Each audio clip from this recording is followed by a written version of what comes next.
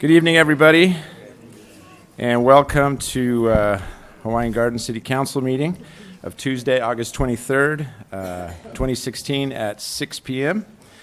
I'd like to call to order the successor RDA meeting, public housing meeting, and the regular City Council meeting. We'll go ahead and begin with the flag salute by Hawaiian Gardens Little League participants. Good to have you guys. Thank you.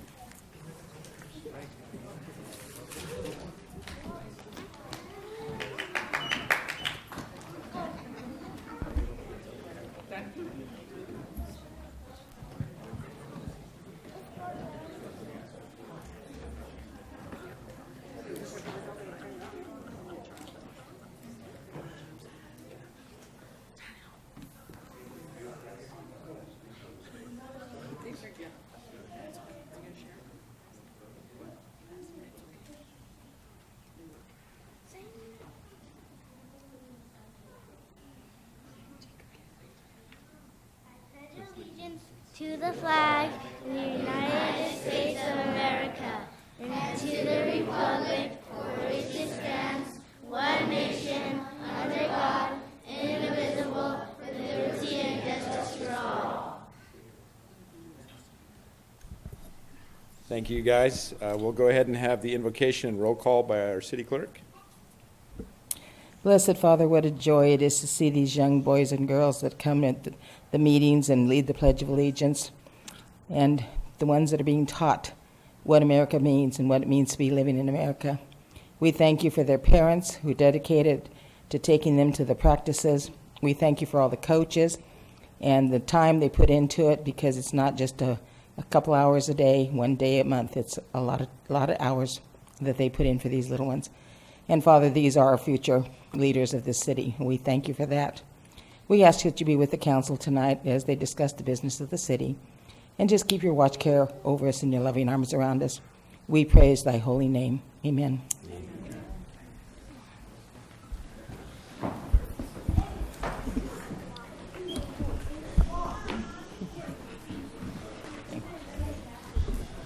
Director Bach? Here. Director Mahar asked to be excused. Councilmember Director Rios? Present. Councilmember Director Tremble? Here. Councilmember Director Maravilla? Here. Mayor Pro Tem Vice Chairmember Rodriguez? Here. Mayor Chairmember Bruce? Here. You have a quorum.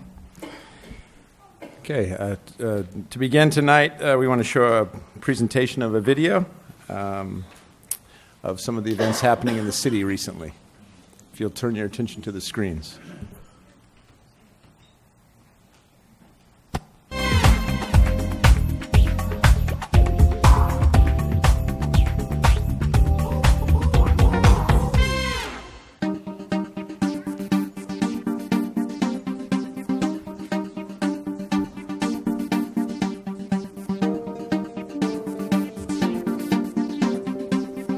I'm Stacy Valdez. I'm the program director for the Youth Institute, Summer Day Camp, and Academic Enrichment at the Lakewood Family YMCA. I want to thank everybody for being here to really celebrate the hard work and success that all of the Youth Institute participants put in today, or over the last 7 weeks, really. So just some background on the program.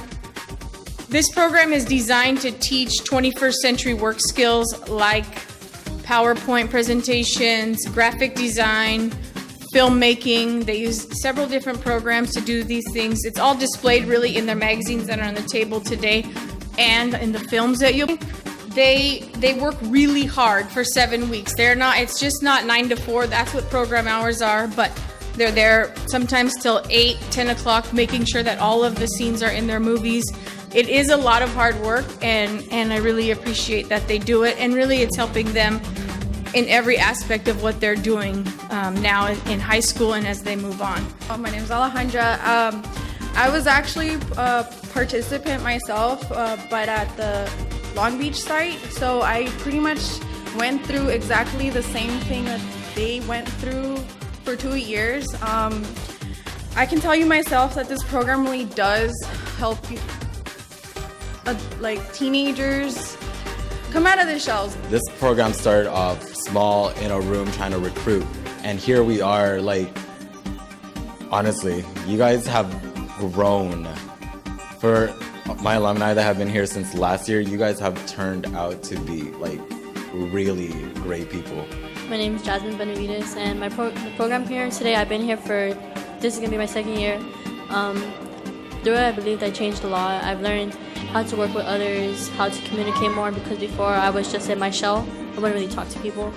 And then that changed, and I'm learning more skills that were good for like jobs that will help me, stuff like that. My name is Stephanie Hernandez, and the program, well, first they were strangers, but then they became into family because, well, they helped us and they worked like very hard with us. Yeah, they did make it difficult, but they taught us how to solve a situation. This program what changed me. That I could talk more to people, I could work together, know how to give advice, but at the same time take some, so I could go into good work. And if there's something that needed done, we could all do it together, not just one person. For all our youth that are helped make these movies and spent the time and the effort in the hours and the days filming and producing and making these magazines, one thing I want you guys to realize is you guys have a voice. There's one, there may be a lot of barriers in your community, there may be barriers in your family, there may be barriers at school, but the one thing that you guys have that no one can take away from you is your voice. The biggest thing I want to say is these kids have really evolved through the program. The people that have entered the program during their first year do not exist anymore. These kids are completely different. They have evolved and really taken a liking to their own confidence, their own strengths, and you see that strength and confidence through how they speak, how they see the world now. They see the world completely different, and honestly, I'm glad that we're here nurturing this program together.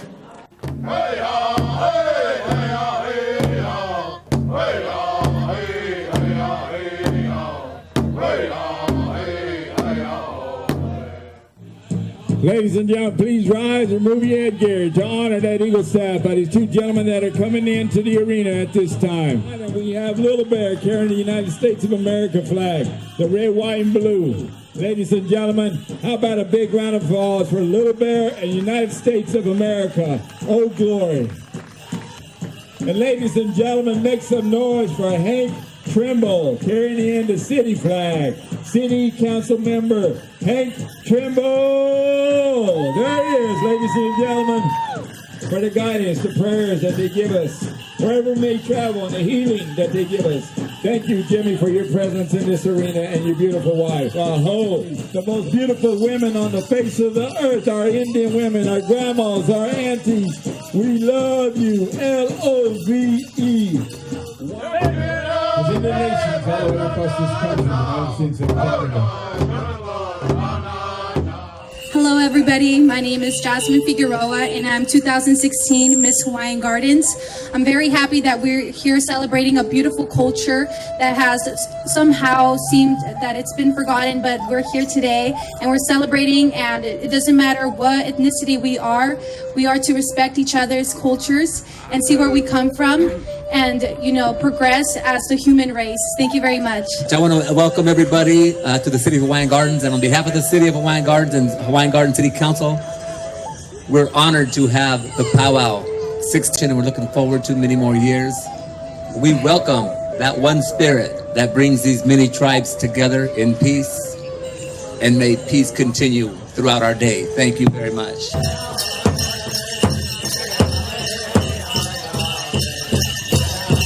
Helen Company, stand by for an intertribal. Stand by. We're going to go to you for an intertribal. And we're going to our Head Woman Special.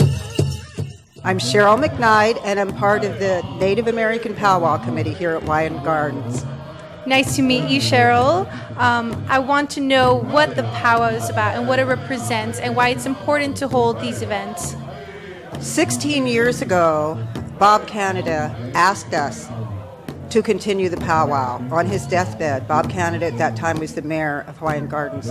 So we've all pitched in together to help keep the powwow going. And the reason it's important is because it helps promote Native American culture and indigenous culture throughout the Americas to the community. And this year we had a special event. Jimmy Castillo and his wife Jeanette Castillo are the spiritual leaders he's the spiritual leader for the Tongva. And they received President Obama's Lifetime Achievement Award for their volunteer service to the Indian community and to the general community for their entire lives. This event is part of my tradition, part of my culture, and I really love coming and attending all of these events. It brings all our people together, and we can come about and, speak to each other, just about anything, and finding our identity with one another and identifying with each other. So I'm wearing a swallow. It's part of my tribe, and I decided to wear it for dancing because it's part of my tribe right now. Hi, my name is Annalisa Cortez. I'm the Redbirds Children Men in Colors 2016-2017 powwow princess, and my powwow is at Moorpark College. Nice. And what tribe are you girls from? I'm Navajo. And I'm from the Tule River Band of Yokuts tribe. I am a fancy shawl dancer, and it represents a butterfly. Nice. I'm a chicken dancer and a traditional dancer. The story of it is mostly about a pearl chicken. I think it's really important to continue these events because it brings cultures from all over together, and it brings people from different nations together to share our dances, to share our songs, to share our nations and our communities and where we come from. And it really forms some kind of relationship and gathering and networking too. We network with people from all over. Yeah.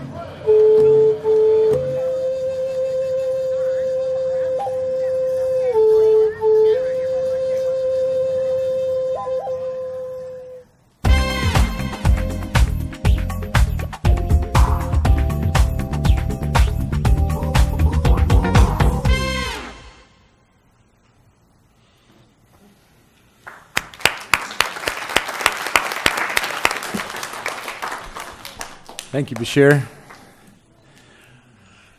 We have a presentation now by a very special friend of the City of Hawaiian Gardens and LA County. Don Kanabe has been Los Angeles County Supervisor for many years, and he has done many good things for the County of LA and good things for the City of Hawaiian Gardens. And so he wanted to make a presentation tonight. And Don, again, we thank you so much. We hate to see that you're in your last term here.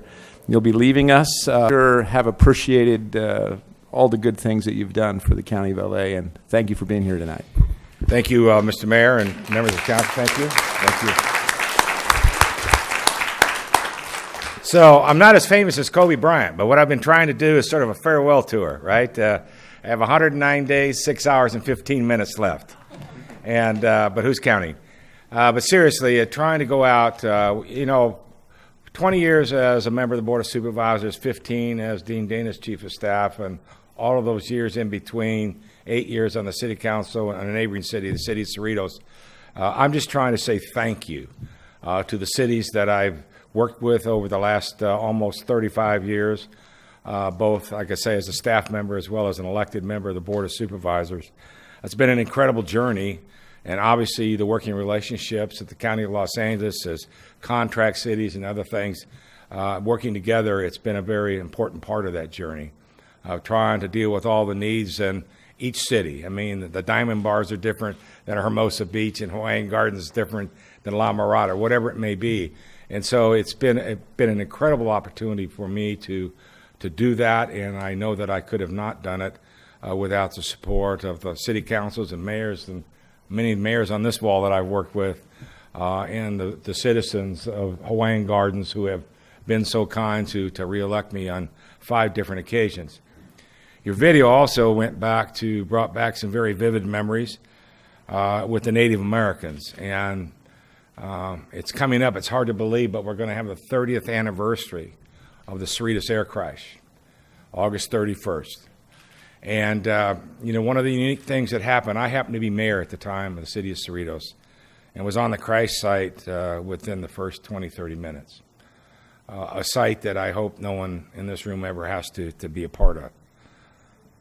But what I remembered, many things came to me as mayor, but one of the requests that I got, one of the families in the neighborhood that was hit by the airplane was a Native American family. And a tradition in the Native American community was to be on site while it's still smoldering. Obviously, County Fire had a problem with that, the sheriffs had a problem with that, but we were able to work through that. And some of the members of the Native American community were from Hawaiian Gardens, other members from Cerritos. And they did their dance right there, and everyone stood back and watched that in honor of those that are still on site. I mean, the bodies were still there and things like that. But Hawaiian Gardens was a great partner with the city of Cerritos at that time.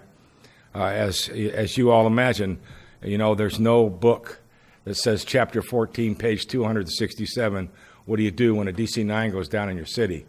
And so the partnerships, the joint agreements that we have with our surrounding cities, and Hawaiian Gardens being a part of that, Santa Fe Springs and other, were an integral part of our recovery. But that's just one of the many things in my journey of the last 35 years that I'm thankful for. But more importantly, I'm just thankful for the opportunity. A kid from Rock Island, Illinois, sitting on the Mississippi River eating catfish, and I'm here in Los Angeles as a member of the Board of Supervisors. That's sort of a God thing.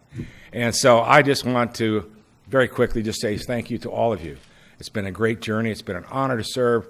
My wife and I, Julie, are just truly grateful, and you've been great friends down here. Honored to be your Grand Marshal, your parade a couple times down here. But more importantly, I just want to say thank you to all of you and to the citizens of Hawaiian Gardens. Thank you for the opportunity to represent you. And to these young kids, you have great programs here, and whether it's athletics or the arts, whatever it may be, we wrap our arms around them because that's our future. So thank you all. God bless you all. God bless Hawaiian Gardens, and God bless America. Thank you for the journey.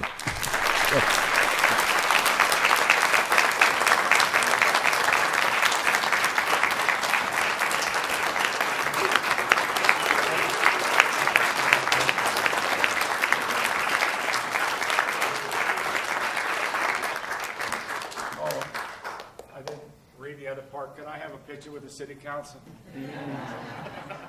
All right. Well, like we've never taken one before, but this one's special.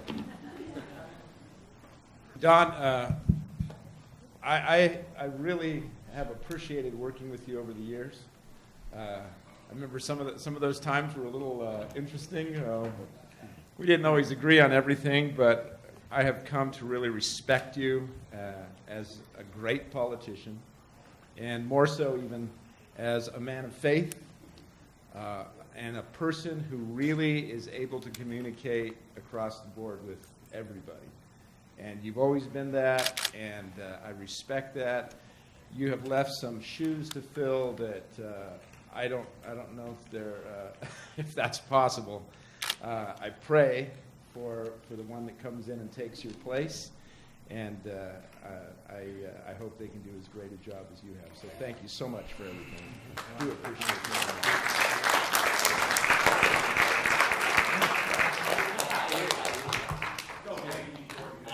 I just like to say one more thing to Mr. Kanabe. He did a big contribution to our veterans memorial, and I just want to ask him for one more favor.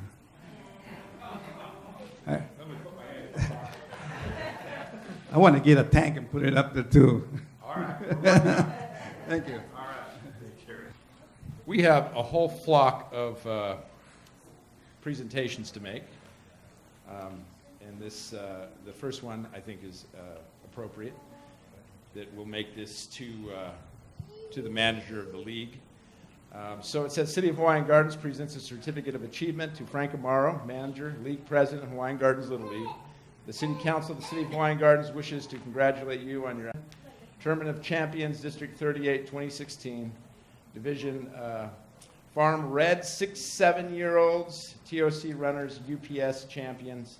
The certificate is hereby presented by the City Council on this 23rd day of August 2016 by the mayor.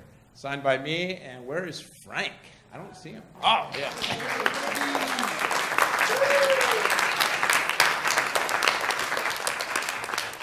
Congratulations, Frank. Yes, you should. All right, yeah, I'm the president of the league, but I wasn't the coach of these teams. They just have it wrong a little bit, but that's fine. And this is for the Reds farm division, and the coach is over here, and he can come up. And we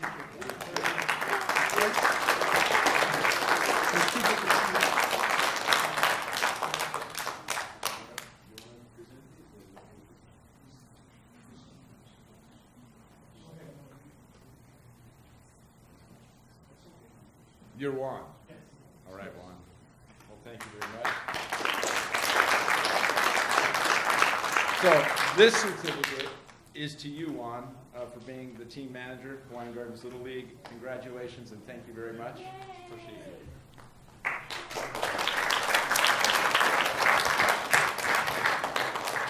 it. We also have team coach Cesar Moreno. Where's Cesar?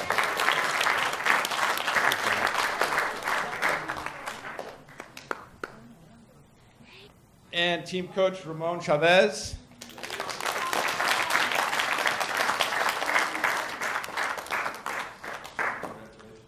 And to team member Martin Esparza. Not here.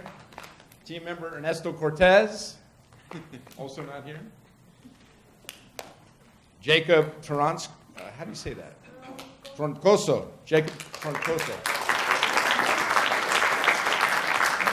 Congratulations. Johan Marquez. Not here. Aidan Hernandez.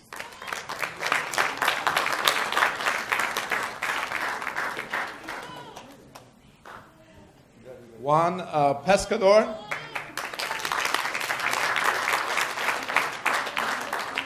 Congratulations, Juan. Ramon Chavez.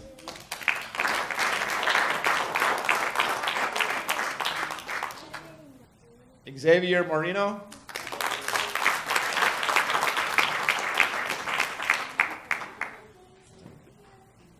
Adrian Hernandez.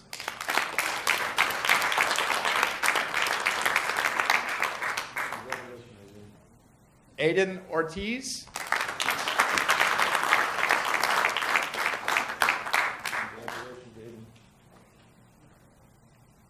We also have a certificate of achievement to Emmanuel Rodriguez, team member.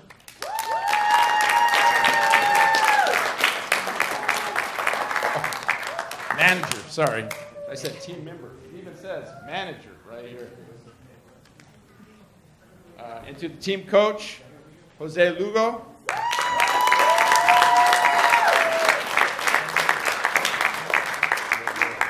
Thank you very much. To team coach, Jorge Luis Vidal, Sr.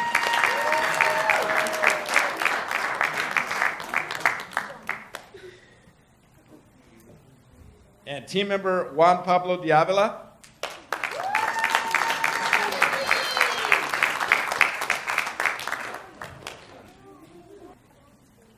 Team member Cesar Moreno.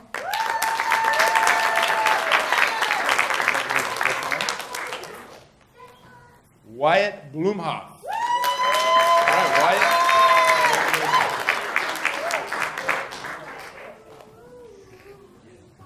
Jorge Luis Vidal Jr.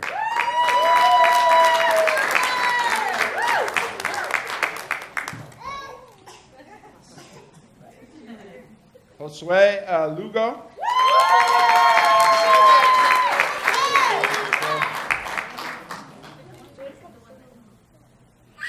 And Daniel Carbajal.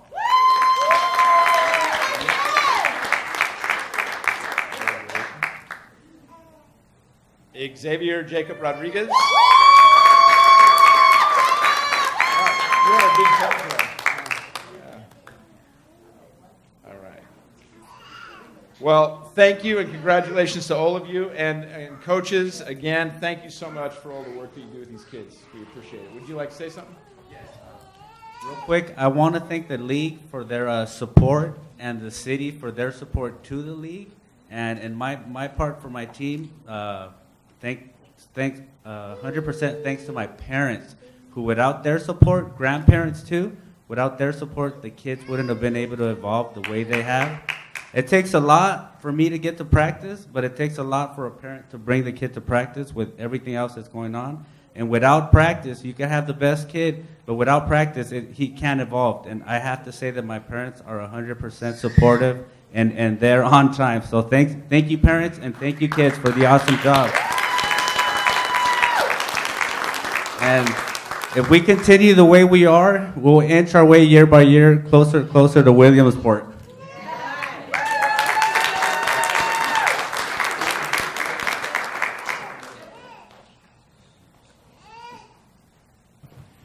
And this is a proclamation from the City of Hawaiian Gardens. There's no one here to receive it, but it is a proclamation that we stand by. And so I would just like to read it for the public. City of Hawaiian Gardens proclamation. Whereas the City of Hawaiian Gardens has an interest in promoting the social and economic well-being of its citizens, employees, and employers, and whereas that well-being depends on the existence of healthy and productive employees working in safe and abusive-free work environment, and whereas research has documented that stress-related health consequences for individuals caused by exposure to abusive work environments, and whereas abusive work environments are costly for employers, with consequences including reduced productivity, absenteeism, and injuries, and whereas protection from abusive work environments should apply to every worker and not be limited to legally protected class status based only on race, color, gender, national origin, age, or disability. Now therefore be it proclaimed that I, Mayor Bruce, and the City Council of the City of Hawaiian Gardens on this 23rd day of August 2016 do hereby proclaim October 16th through the 22nd, 2016 from Workplace Bullies Week, and hereby commend the California Workplace Advocates and the Workplace Bullying Institute, which raises awareness of the impacts of and the solutions for workplace bullying in the United States, and encourage all citizens to recognize this special observance. So that is our proclamation for the Freedom from Workplace Bullies Week. Thank you very much.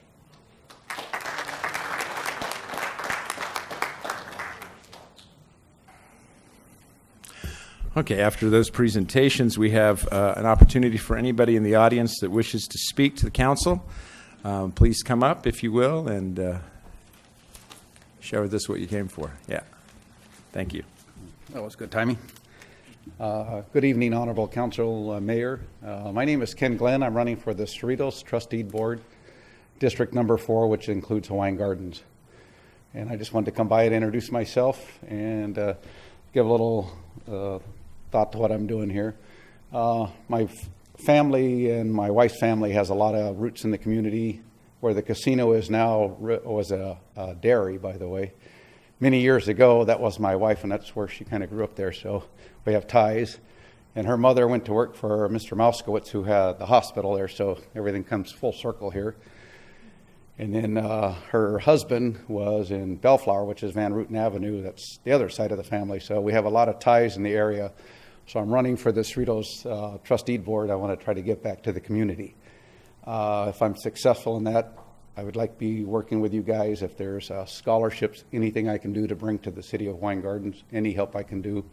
I see you have a nice little league team here. They're going to be future Cerritos Falcons, by the way. So anything I can do to help there, and that's. I just wanted to introduce myself, and I'll be working hard for you guys. So, okay, thank you. All right, thank you, Ken, and best of luck to you.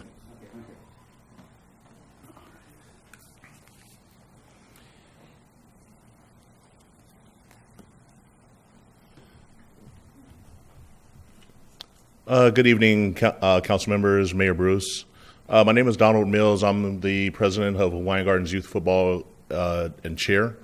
And I just wanted to come and thank you, council members that came out this past Saturday for our opening day ceremonies for our 2016 season. It was a relatively good success. And we wanted to thank you guys for showing up and showing your support. What I also wanted to comment on is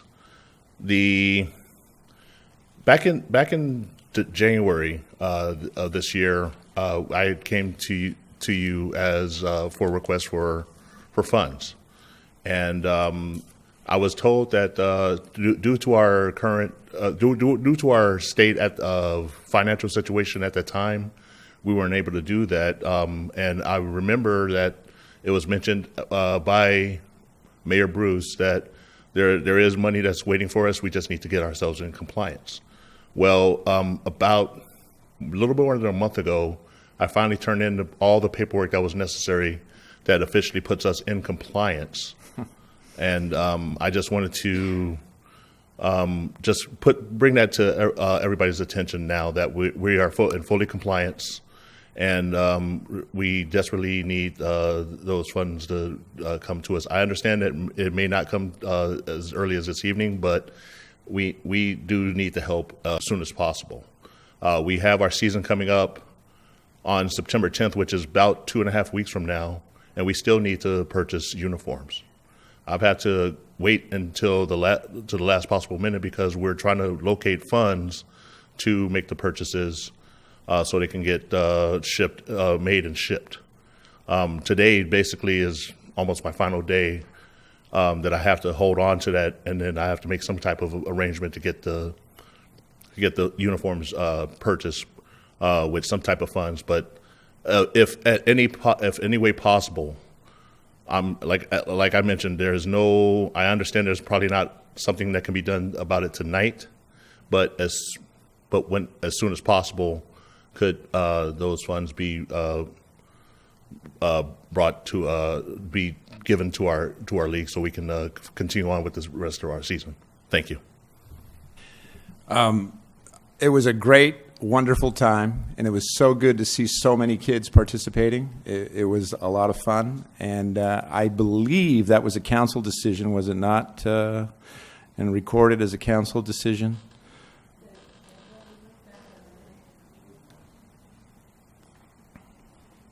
We looked up on the minutes, and that motion was tabled.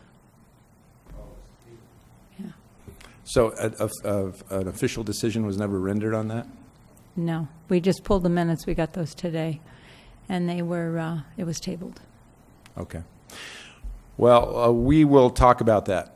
Okay. And actually, you should probably talk to our city manager about that. Maybe after the meeting tonight, or make an appointment with her sometime for this week. Would that be okay? Thank you, Donald, and thank you for all you do with the kids.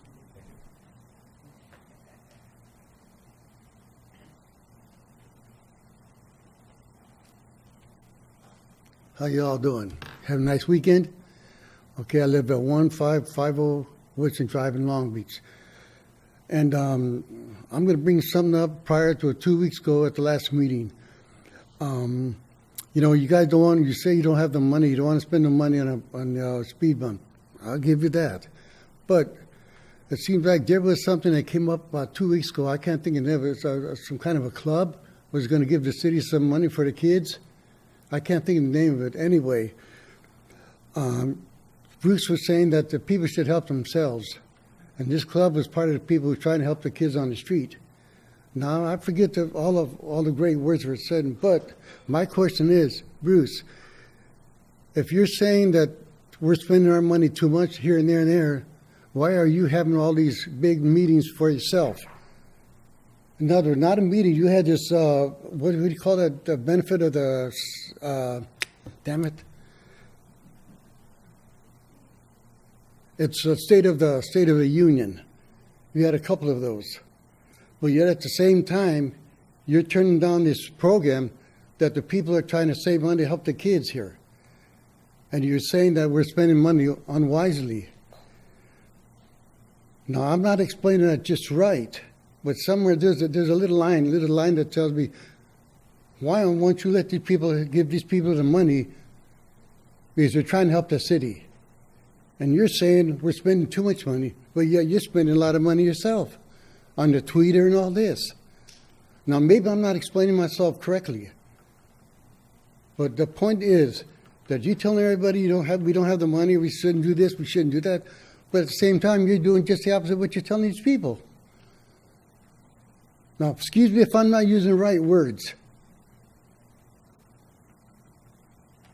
But I think you ought to think back of what you're saying. You're up there for a reason, not for your own self. You're up there with all these 5 different people. And especially then, you had last 2 meetings ago, and you were pretty slick. I caught on to that. You were pretty slick. I don't know if any of these people didn't catch on it, but I caught it. You knew good and well you didn't like the idea. So your sidekick here, due respect to you, Hank, voted no. And the young lady here, what's her name? She said, it's not right. Pardon me for not pronouncing your name right. I'm a little disturbed about that. But yet you sit here and tell him we don't have the money for this or that, and I hope that he gets the money, because knowing you, you're not going to give it to him. Why? Because you think that we're spending too much money. Well, you know something? We've got the money. And there's not a shame to go and spend it on the streets and all this. You know, I shouldn't even be able to open my big mouth. Maybe I'm not making no sense or not, but I'm sorry. Thank you.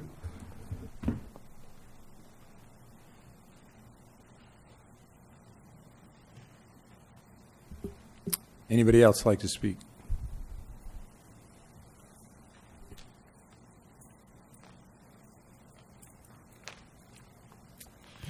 Good evening, ladies and gentlemen. My name is Jessica, and I am the library manager at the Hawaiian Gardens Library. And I just wanted to take this time to formally invite you all, the council and the community of Hawaiian Gardens, to an open discussion with our new library director, Sky Patrick. Ms. Patrick took over upon the retirement of our previous library director in February. Ms. Patrick is very passionate about inviting our community to share their thoughts on the future direction of their library. The visioning session in our region will take place on Saturday, September 10th at the Norwalk Library from 10 to 12 p.m. And I really want to encourage our community to come out, because this is their chance to have their voices be heard on what they want for their library for Hawaiian Gardens.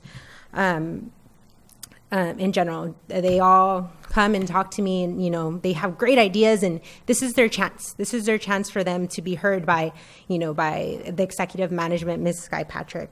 If they can't make it to this coming meeting at the Norwalk Library, we are going to be live streaming at the East Rancho Dominguez Library, which is on the border of, it's an unincorporated area of Compton, but they're going to be live streaming Saturday, September 17th from 10 to 12. If anyone has any questions, they can feel free to contact me at the library, or they can check out our website at colapublib.org/chat with Sky. So I can't encourage them enough to come out. And I hope everybody or someone can make it. Thank you. And I do have a flyer. I don't know if, okay.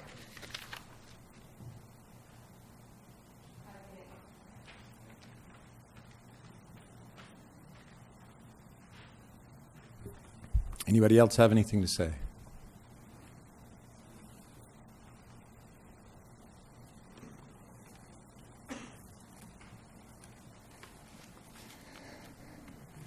Good evening, Mayor and City Council. My name is Jesus Mendoza. I live at 22022 Saint Avenue. I just wanted to bring up, I know that you guys have under discussion item 1, actually D1, and I know that you guys discussed it at the last council meeting, and actually you guys voted on it. Just wanted to see if maybe you guys do reconsider.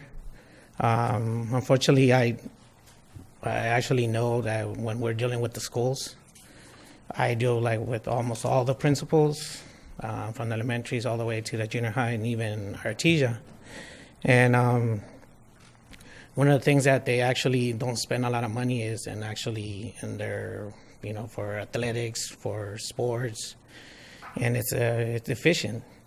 And I think it's unfortunately that you know, that we use this 3K, and we actually give some money for that, because most of their principal hands are tied and their monies are going into education, which is the main thing, but it's very few. And if you talk to any of the PE teachers, especially like at FEDI and even at the high school level, they're pretty much, they have to fundraise. And I know that Mr. Lewis at at FEDI always look forward to this, even though it's, pretty new, because he knows that by participating, the most participants that they could get on there, and obviously because there's a fee, they would get like a big incentive if they get the most participants. And it's challenging, but at the same time, it's a friendly challenge between all the schools, and to get as many people as they can get. And obviously that money would probably be, it would counter the expenditures that they would do on that day. Because it is a great event. I attended. And it's very encouraging for the community to attend, plus everything else that the city puts out there. But I think, you guys should consider, I know it's not a lot of money, but just like I know that our mayor brought it up, that, little by little it starts adding up. But I think that you guys should consider, because it's a very big incentive for our kids, the community, the PE. And if you guys go to the schools, or if you guys talk to the principals and ask them how much money is, actually that goes towards that, and you see how they're very limited. So hopefully you guys would consider, like I said, it's some money, but I think that it's not a whole lot of money. I appreciate it. Thank you, guys.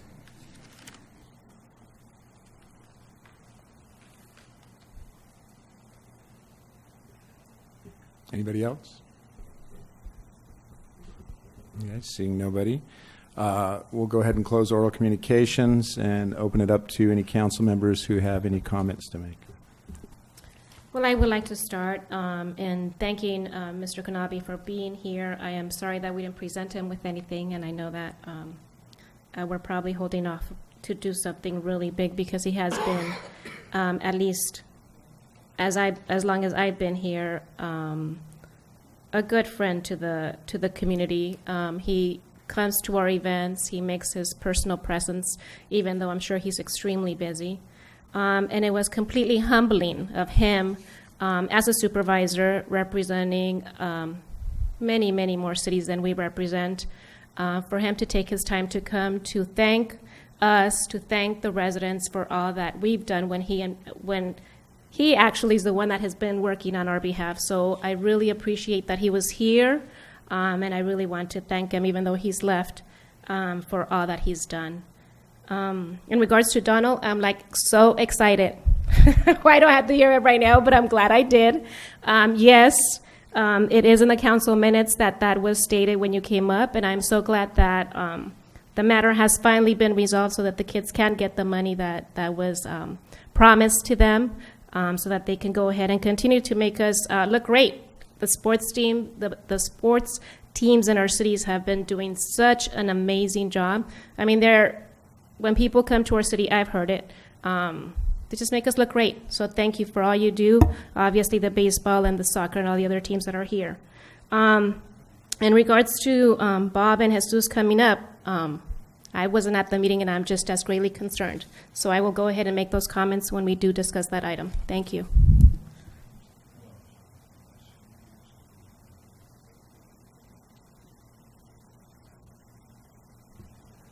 I'll make my comments when it's called on the agenda. I have nothing else to say to any other member coming up. I'll bring up football on my public comments also. Ken left. I wanted to say I was here when the dairy was there, so I probably knew him when we were kids, but he's gone now, so I'll hold my comments until later. Thank you very much. Bob, first off, I just want to say thank you for your comments, and also Jesus. I appreciate community members who stand up and, address the council in person. I know everybody's thank you for taking the time to care about our kids and their well-being and their health, because I think all of us take a lot of pride in all of the achievements of not just Little League, but our football leagues and our soccer leagues, and our rugby team. So thank you again, and I look forward to discussing this item further.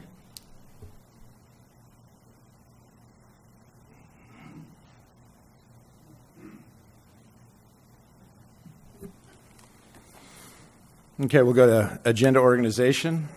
Oh, yes, I'm sorry. Sue did want to make comment. Yes, I'd like to respond regarding Mr. Kanabi not receiving anything. I received several emails from his office saying, please do not give him anything. He's coming to say goodbye to us. And that's why nothing was given. So can we prepare something for him? I know there's various functions coming up. As a city, I know it's humbling of people to say, don't give us, but we would like to, a resolution or something from the city for all It's up he's to the done. council, but I followed their directions. Right. No, and I understand that, so Yes. thank you. So let's go, is it the point right now to discuss it, or we just agree with I it? just want to make a comment on Mr. Kanabi.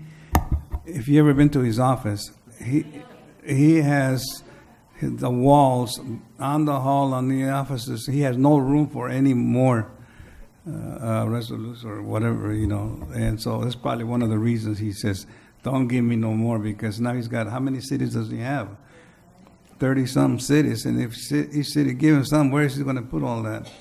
Well, So- let's think out of the box and maybe make it something more memorable, like something that has special meaning for him. I know he still has a few months to retire, so let's consider them. Thank you, Sue. Okay, we'll move to agenda organization. Basically, here we have poor Alba sitting off in the corner by herself over here.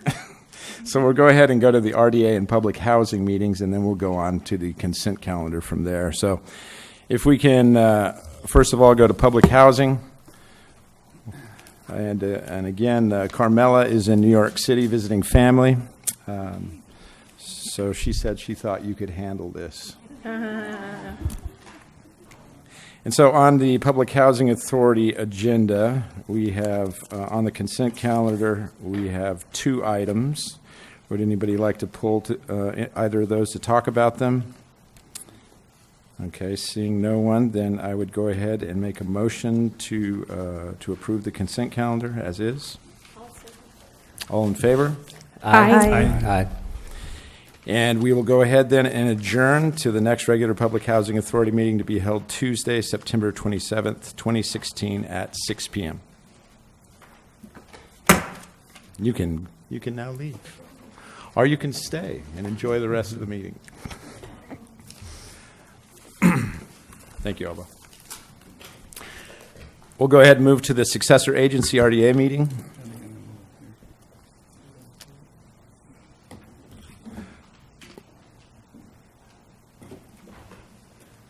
While our attorney and city manager move up here, we'll go ahead and go through it. On the consent calendar, there is 3 items. Would anybody like to take any of these off for discussion? Yes, I would like to pull C2.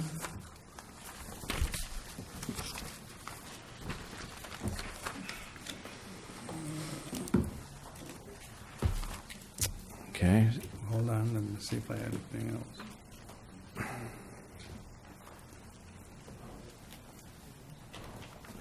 Let's see. Only C2? Oh, 1 minute. Give me. Yeah, this is a successor agency, right? Oh, this is, are you, is this for the successor? This is successor agency.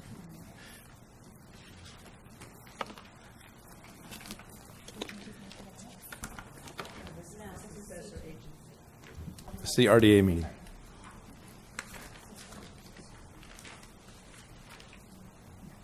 I would like to pull, that's B2 on the successor, page 91 on the successor. Okay. Page 91. Yes, B2, item B2.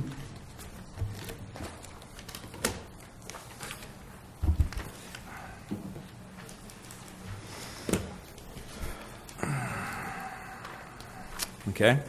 That's adopt resolution number 2016-016 to approve the purchase and sale agreements for the sale of 2 real properties located at 22112 and 22406 Ibex Avenue by the successor agency in accordance with the approved long-range property management plan pursuant to the Health and Safety Code, section 34191.5. Don't we need to approve the rest of the consent calendar before we take any item out of the context? Yes, we can do that. So are you making a motion to approve? I am asking a point of information. Yeah. Making a point of information. We should do that. I'll make a motion to approve. I'll second it. All in favor? Aye. Aye. Okay. And number 2 has been pulled. So go ahead, Joe. Thank you. Yes, Honorable Chairperson and members of the board, as you know, we're all familiar with the dissolution process that the state required various cities in California and counties to undergo regarding the redevelopment agencies. As a result, a long-range property management plan was approved by the successor agency and the oversight board, which basically required us to get rid of 42 parcels, more or less. Some of them we were required to retain. Quite a few of them are actually going to have to go through a consolidation process. On October 29, 2015, the board did adopt a resolution that basically authorized to hire a professional real estate agency, Cosmont Realty Corporation. They are basically our representative in terms of disposing of these sites. There are 2 offers on the table right now for 22112 and 22406 Ibex Avenue. The city is represented by Cosmont. The buyers are represented by Remax. The buyer is Victor Flores. We've done business in the past. He is partnering up with Rudy Hernandez as well. They will be building 2 single-family homes, one on each. One will be a 1-story, one will be a 2-story. One parcel is approximately 5,000 square feet, the other one about 3,750. So they did submit an offer, $170,000 for 22112 Ibex and $130,000 for 22406. I will have Brian come up to the podium so he can explain the process or any questions that may come up. I believe there may be a question regarding fees and things of that nature. Staff is prepared to answer those questions. So at this point, if I could have Brian come up, please. Thank you, Mr. Colombo. Good evening, Honorable Mayor, members of the council. I'm Brian Moncrief, Senior Managing Director with Cosmont Realty Corporation. Tonight, as Mr. Colombo mentioned, we have 2 properties that we have received offers on, former redevelopment agency properties, one on 22112 Ibex Avenue and the other on 22406 Ibex Avenue. We've gone through an extensive marketing and sales process to get to this point that we're at today. And the offers presented before you are the highest that we've received. And also in terms of the buyers or buyer, in this case, the most qualified in terms of the process we went through to vet the prospective buyers. We received 2 offers on 22112 Ibex and 1 on 22406 Ibex. So we're more than happy to answer any questions about the process, whether it be marketing or otherwise. We're here tonight at your disposal to answer any questions. Thank you. So altogether, you had 3 offers, right? Correct. We had 2 on 22112 Ibex and 1 on 22406 Ibex. And the one on 22212 is 170,000. Correct. And the other one is 130,000. Total 300,000. Correct. For both properties. Yes, that's correct. How is now? Where are we at on this contract? Or is it going through? Is it final, or is it going through a title company now, or where are we at on this? So in terms of the process, what we've done is we had buyers submit letters of intent on a format approved by the city, so that or the successor agency, so we would have some consistency in terms of the offers that we were received, and we can compare them apples to apples, if you will, comparison to all the buyers that submitted offers. Subsequent to that, we sent out a best and final letter of intent for buyers to submit their highest and best offer on the properties. We received those, tabulated those, presented those to the city. They evaluated those letters of intent and ultimately approved, at least preliminarily, the sale of the property to the buyer that's presented to you today. Subsequent to that, we had a purchase and sale agreement drafted and negotiated with the buyer. The buyer has reviewed the purchase and sale agreement and has agreed to it. The next step would be to go to the oversight board if the successor agency approves this item tonight. so that we can get final approval of the purchase and sale agreement, and so that the successor agency could enter into the sale. And then subsequent to the Oversight Board approval, what we'll have is escrow opened and all the due diligence and everything that needs to occur to sell the property and close the sale after that. Can you disclose who was the other person or agency that made an offer on the 112 property?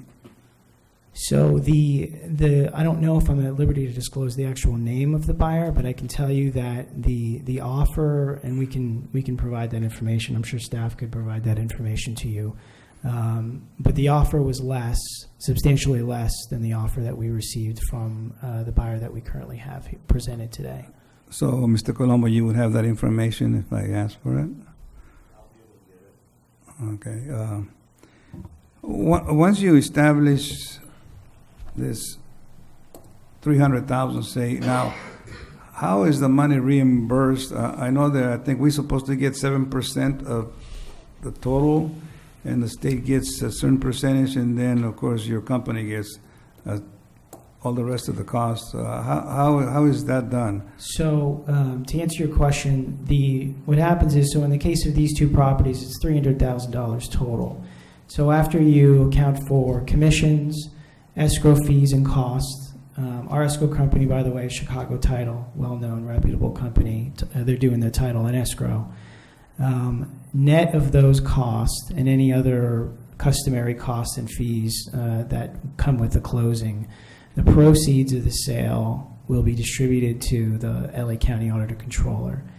And the monies will be distributed on a pro rata basis to each of the affected taxing entities. So the city is one, the county, school districts, so on and so forth. They each get a share of the property tax. So they each get their share based on their share of the property tax revenue of the net sales proceeds. So in the case of Hawaiian Gardens, anything after commissions and escrow fees and costs, 6 or 7%, whatever that number fluctuates based on how the county calculates it sometimes, and that's just the nature of a lot of variables that go into determining the rate for the city as a taxing entity.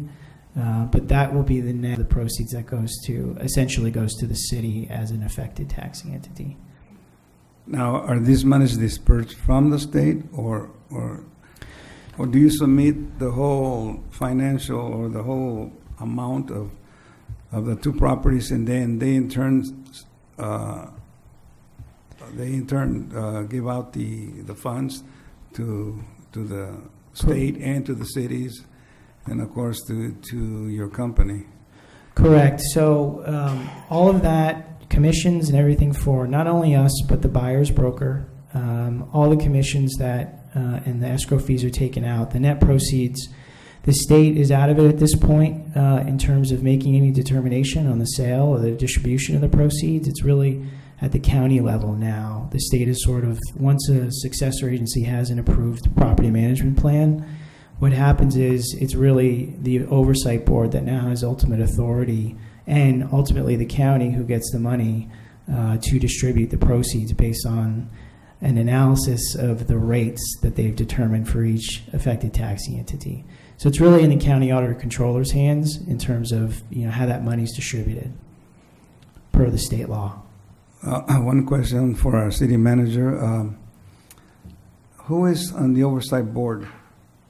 Now, I know we used to have a member. There's a member of the council who is. Oh, so you're on the oversight board. Okay. He's on there. If you want to know the other names, the city clerk could give you those. No, I'm not interested. I know who they are. Yeah. Okay. But I know that we used to have. I remember the last city council member was on the oversight board, but I never found out. I didn't even think about who was our new member, and I guess our mayor is. Okay, thank you. That's it. Thanks. As a matter of fact, Ray, we have a meeting tomorrow at 3 p.m. right here.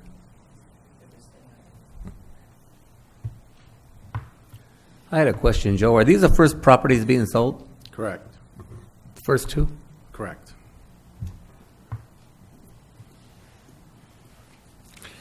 Joe, didn't it make it a lot easier when we changed our codes where we could build a home on commercial properties? Because this is commercial properties.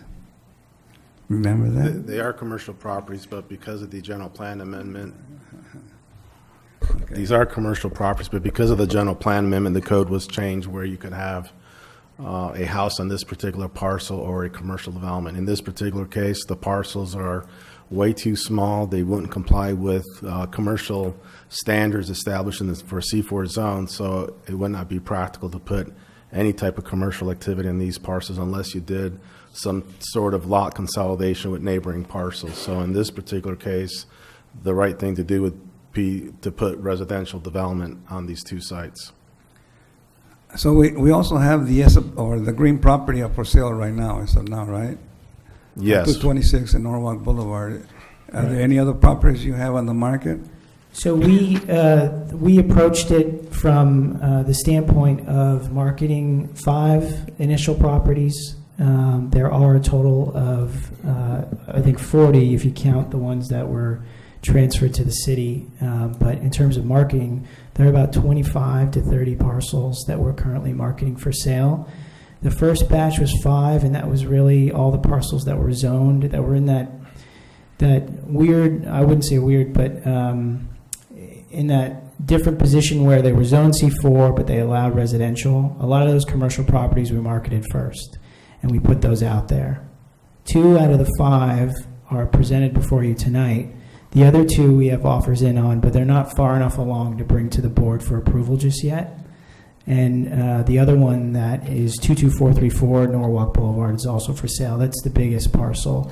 It's over an acre over there on the corner of 226 and Norwalk Boulevard. The remaining parcels required a little bit more due diligence to market and sell. There are a couple of nuances with respect to zoning and other issues that we're just trying to work out right now. We're preparing the marketing materials. We have a list of folks that have inquired on the properties thus far that we're going to, we'll basically market the properties to when we actually get to the point of putting them out to market and sale. But these are the first 2 of many that we're going to sell for the successor agency. Thank you. I've had some people in the public ask me when the other properties are going to go up for sale. I mean, how does are you just going to let like 5 at a time go, or how does that work? No, I think for this next round, like I mentioned, we marketed for sale the commercial properties first. Everything else after that is really going to be residential. They're all residentially zoned. They're in the same zoning. So it was easier for us to batch those together and market those for sale. But like I mentioned, there are some nuances with respect to zoning and with respect to the category that these properties were initially put in, in terms of the property management plan that we're evaluating right now, which will help us later on for expediency in terms of selling them. So I would say not to put a number or a date on it, but within the next couple of weeks, I would say we'll be ready to market those the remaining properties. And we have a list of about 80 or so, 80 plus folks that have contacted us, and we've kept in regular contact with, just to make sure they understand the process and the timing with respect to that, and that, the minute that these properties are actually on the market, they'll be the first to know because we have their contact information, emails, mailing addresses, things like that. So that's how we're approaching it. So if they're interested in any of those properties, they would contact the development department? They could contact either Joe Colombo with the city, or they could contact us directly. Okay, thank you. Mm-hmm. I wanted to make one thing clear. So you have contacted all 80 buyers, letting them know when things are going up for sale? Correct, yeah. And what's your name again? Brian. Brian. Moncreif, Moncreif.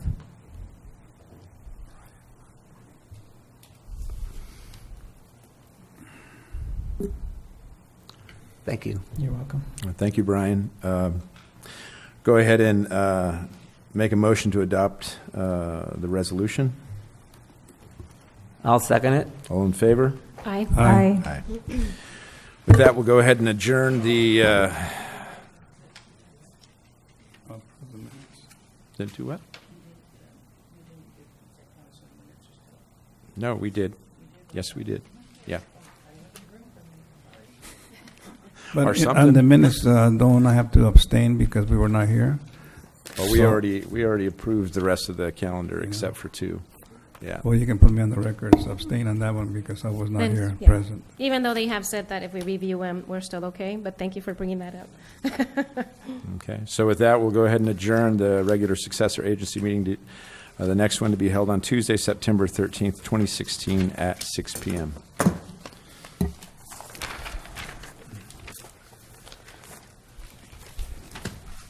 We'll go back to the regular city council meeting agenda. We'll move to the consent calendar. Would anybody like to remove any of these items from the consent calendar for discussion? I would like to remove C2.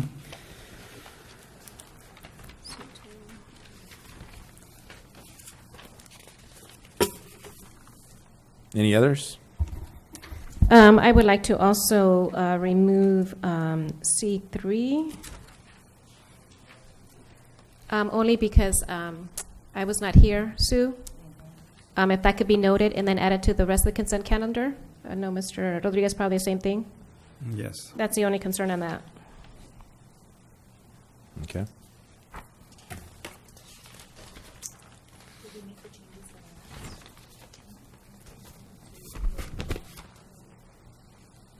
I provided some changes to the last city council minutes, and so if those could be reflected, those changes.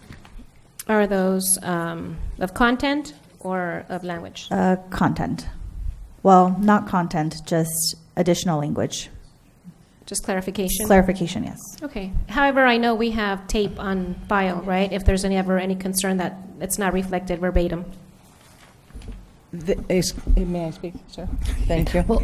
They're not verbatim. We do quasi-verbatim, but on these, I was summarizing a little more, and so something was left out that Councilmember Maravilla would like to have put in, and therefore it was on the tape, and it can be put in without an issue, because they can be amended as it is corrected, and for the record, so that way we don't have to bring them back. It'll just be added into it, and that's not an issue. Just question, Sue, just so I understand. However, the tapes are reserved or kept? Absolutely, yes. So I keep a copy if there's of a the tapes, and also Bashir has the CD of all the. Well, that's true. Or the Of all the actual DVD, the video. DVD of all the videos. Yes. we're so and ahead they're of times. online, and they're also online. Yes, you're very right. But the minutes are the official record of the meeting. Therefore, we make them as accurate as we possibly can. Okay, thank you. Okay.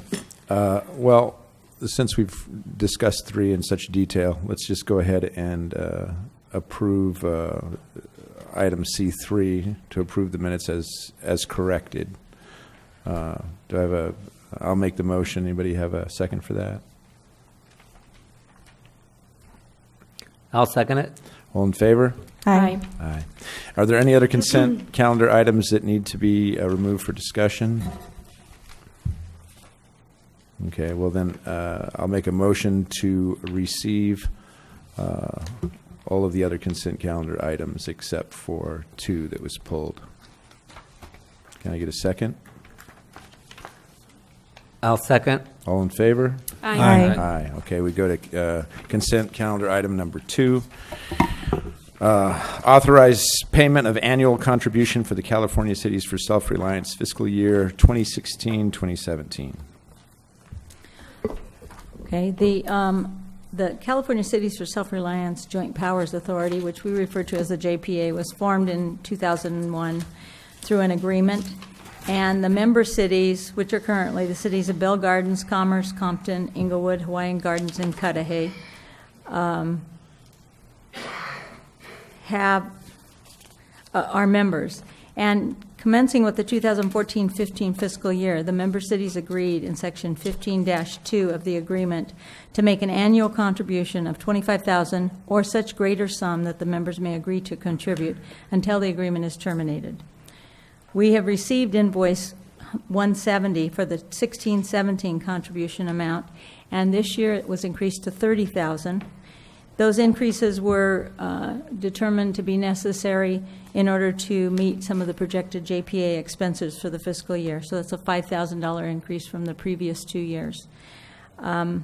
Approval of this contribution allows the city to continue to be a member of the JPA and to work with the other casino cities to monitor and address issues that could impact an important source of revenue in the cities. Budget Resolution 37-215 provides that the city manager has the authority to make transfers of up to $5,000 between line items and departments within a fund, as long as there's no impact on the fund balance. For 2016-17, $25,000 was budgeted for the JPA member contribution. Since the contribution amount has increased to $30,000, a budget transfer of $5,000 will be made by reducing line item 01-4190-4102.000, which is advertising and promotion, and increase line item 01-4190-4330-0041, which is a JPA contribution. There's no fiscal impact because we're moving between 2 line items in the fund. Staff recommends authorizing the payment of the annual contribution to the California Cities of Self-Reliance.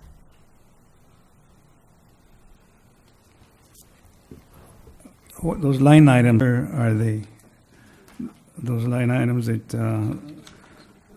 Well, I listed them there. Where they are is in the non-departmental department, the one we call non-departmental. we don't have anything listed in here in this. No, I don't have it in there. It's just those 2 line items, we've just changed $5,000 from one to the other. If you're If you talking want- about looking at the budget. it's included in here on page 9. Well, no, he's talking about the budget on the line items items that she mentioned right here. for those. I just wonder where she got those from. Yeah, those are just when the budget you approved from 16-17, and all we did was remove $5,000 from one line item and move it to another line item within the same department on the budget. So on page 19 is the actual budget for the JPA. And so 72,000 is for the executive director. He's not here today? I guess, Mr. is he? Oh, there he is, okay. Mr. Bermudez? Okay. Oh, he's hiding. I don't think he's hiding.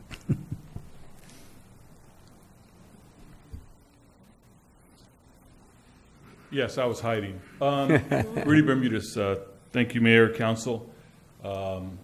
Just moving back a little bit on an issue. In the city of Norwalk, we provided Don Kanabe with Safe Surrender.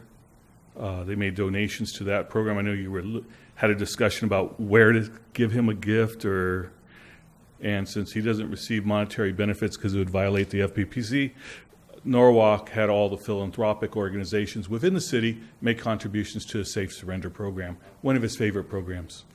So I was here to watch your meeting. Thank you. So anyway, the answer is yes. I guess you're the executive director. That is correct. And your salary is $72,000 a year. That is correct. Now, this contract is for 1 year. It's a 2-year contract. This is a 2-year contract. I thought it was for 1 year. I believe you're talking about your contract. I believe that's what the council members or the mayor pro tem is referring to. Yeah, it's his employment contract. Oh, his This is Yeah, this contract is If you out. want to go to closed session, we can Yeah. have that discussion in closed session, since it is an employment contract. But this is Otherwise, not talking we're kind about the city itself. He was. I don't work for the city, sir. No, I know, but this contract or this is for our contract with you is for 1 year. Is that correct? No, I don't work for the city, sir. No, he's asking, I believe, just correct me if I'm wrong, but I think what he's asking now is this budget and this contribution and the things we're approving tonight is for 1 year. The budget allocation that all the cities agreed to was for 1 year. Yes. I Now think that's the question. that can go down or it can go up depending on what the board members determine is important for the cities. Now, on page 20, on operational expenses, can you explain the board-approved 2 budget additions the monthly in-person city manager meeting of $4,000. How's that coming to? I don't know what you're looking at, sir. Oh, you don't have a copy? No, sir. Can somebody give him a copy of the? Well, you don't have the budget, I don't think, do you? The whole package? He's looking for this budget, not the staff report. What page are you referring to, sir? Page 20. Page 20? On operational expenses of $23,000. Yes, sir. It says board approved 2 budget additions. Now, the board is, you, including you, are part of the board, right? All the cities represented on the board. Approved budget of $4,000 for in-person city manager meetings. What are we saying there? Well, I'll give you an example. Let me check I think it's the 14th, correct?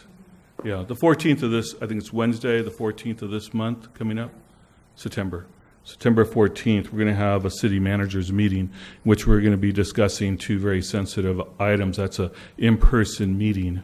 That'll be held at the City of Commerce at 10 o'clock. And the city managers will have a working meeting. They'll discuss the issues at hand. They'll make their recommendation to the board at the following week, which is the 3rd Wednesday of the month. If any action needs to be addressed regarding their study session. I also attend that study session, and if need be, the attorney will as well. The attorney for the JPA is Mr. Jimmy Gutierrez. So this 4,000 is part of the meeting. According to this, is travel cost and for participating in the California Control Commission Gaming Policy Committee, a membership of 7,000. So $4,000 is used for specifically for what? Any other operational expenses that they need. So if there needs to be displays or props or telecommunications or whatever, that covers the costs. And so that's not part of a stipend or anything to each individual board member? It is exactly what it is, sir. It's an operation expense. So it's a stipend also for the board members? No, sir. It's an operational expense, sir. The stipend is paid to the board members. This is for what they list here is it's a city manager's meeting, and it's not a stipend for them. They don't receive a stipend.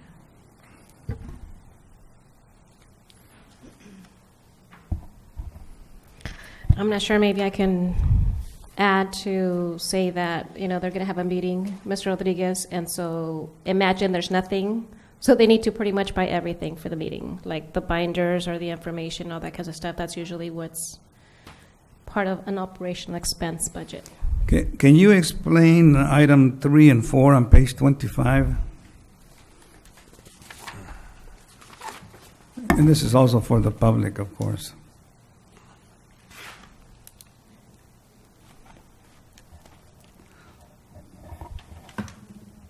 I'm sorry, I lost you now. Page what? Page 25, item 3 and 4.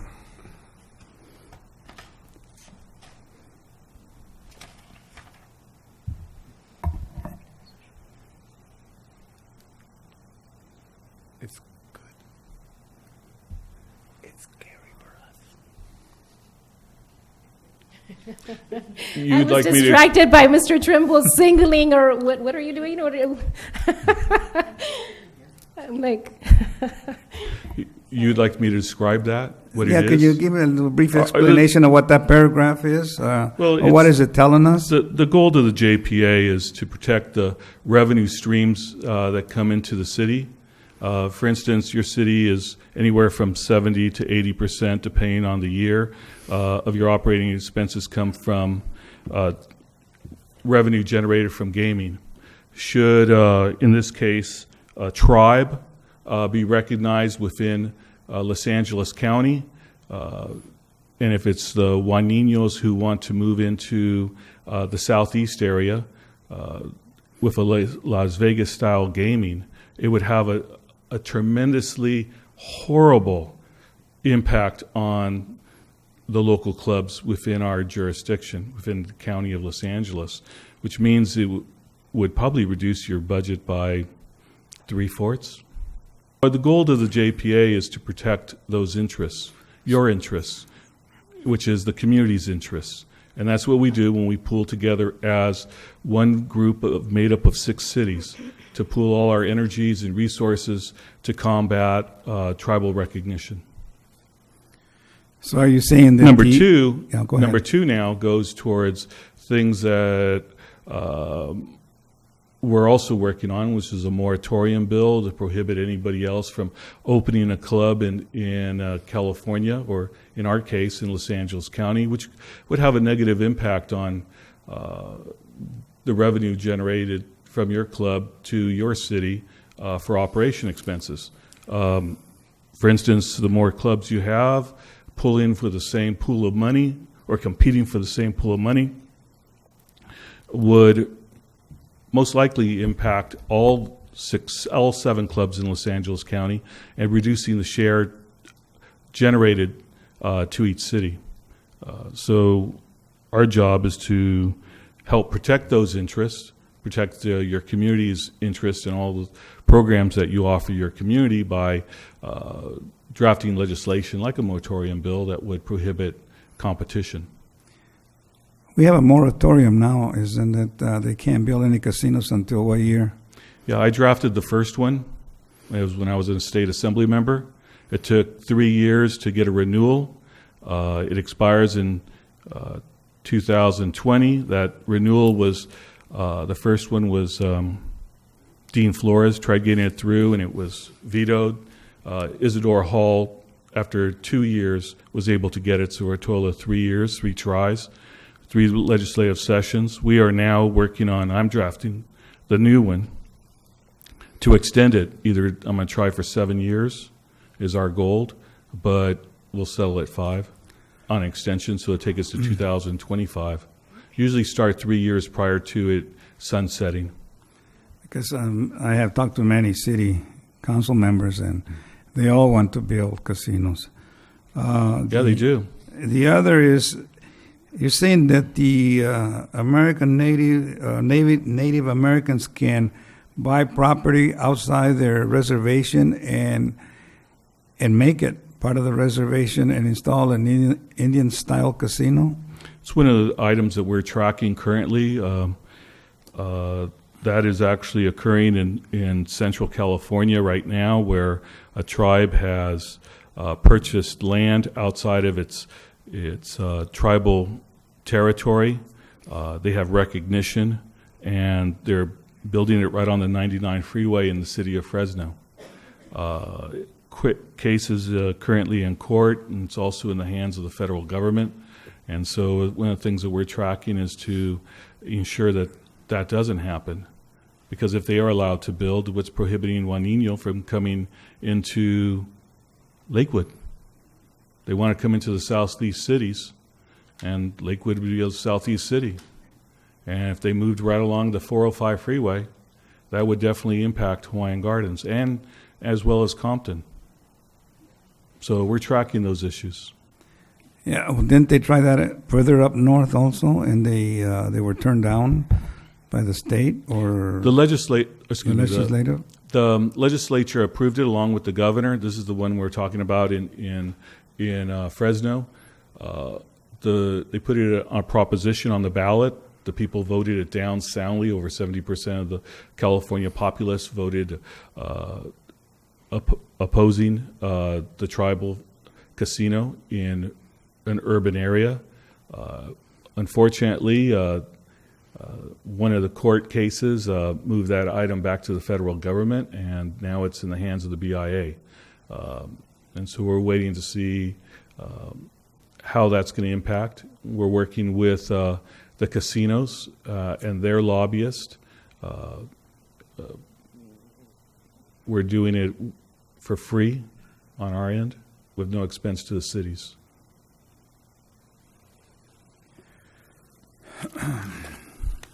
One of the things, Mr. Rodriguez, that I think you know is it's very difficult for the card rooms to go and argue a case when you're talking about millions of dollars to millionaires versus a poor tribal community that's in need of dollars.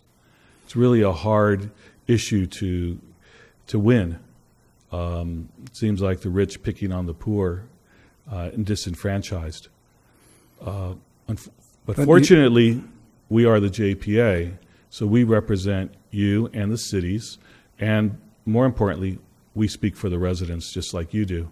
And it's a much stronger argument when we can have the voice of the people of our communities oppose a tribal interest than millionaires. But when you're dealing with the Native American casinos, you're dealing with billions of dollars if they ever got together or if they are together. How can we fight something like that? Well, we've been successful. We've turned back Juan Niño already.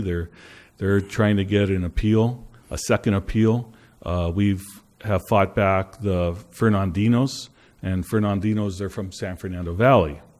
So the Gabrielinos have also been fought back by the JPA. So the JPA has been very successful against these Las Vegas and East Coast interests that are supporting the tribes.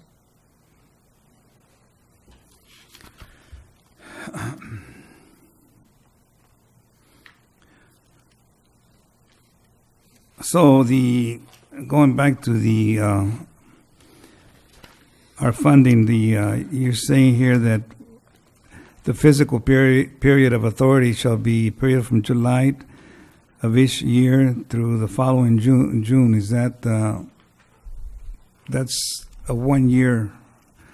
Can we at that time decide, say June the 30th of 2017, can we decide and says, well, you know what, we don't want to belong to this anymore? Do we have an option or what? Yeah, you have an option. I mean, can we just say, well, we don't, it's kind of like an at-will type of contract, say? Yeah. Gardena has opted out. At the same time, Cudahy opted in. So it really depends on their interests. Gardena's having some issues now, and we'll see if they'll be coming back. Well, that's the Hustler, isn't it? The Hustler bought Hustler casino. bought Normandy. Unfortunately, the Normandy was under federal investigation for money laundering and some other issues. Okay, we go to page 34, section 17.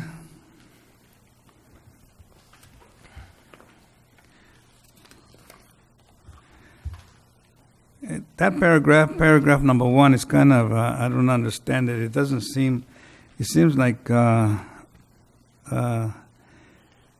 it says that this isn't the breach. When you say breach, what are you saying? For instance, breaching is something like we decided not to pay, or what kind of? I don't have a Black's dictionary with me, but maybe your legal counsel can give you the description of a breach of contract. Essentially, if you violate any portion of this agreement, then you could be forced to pay. You could be forced to pay any other costs that they would allege that you owed them because of your breach. Yeah, but how do we consider a breach? I mean,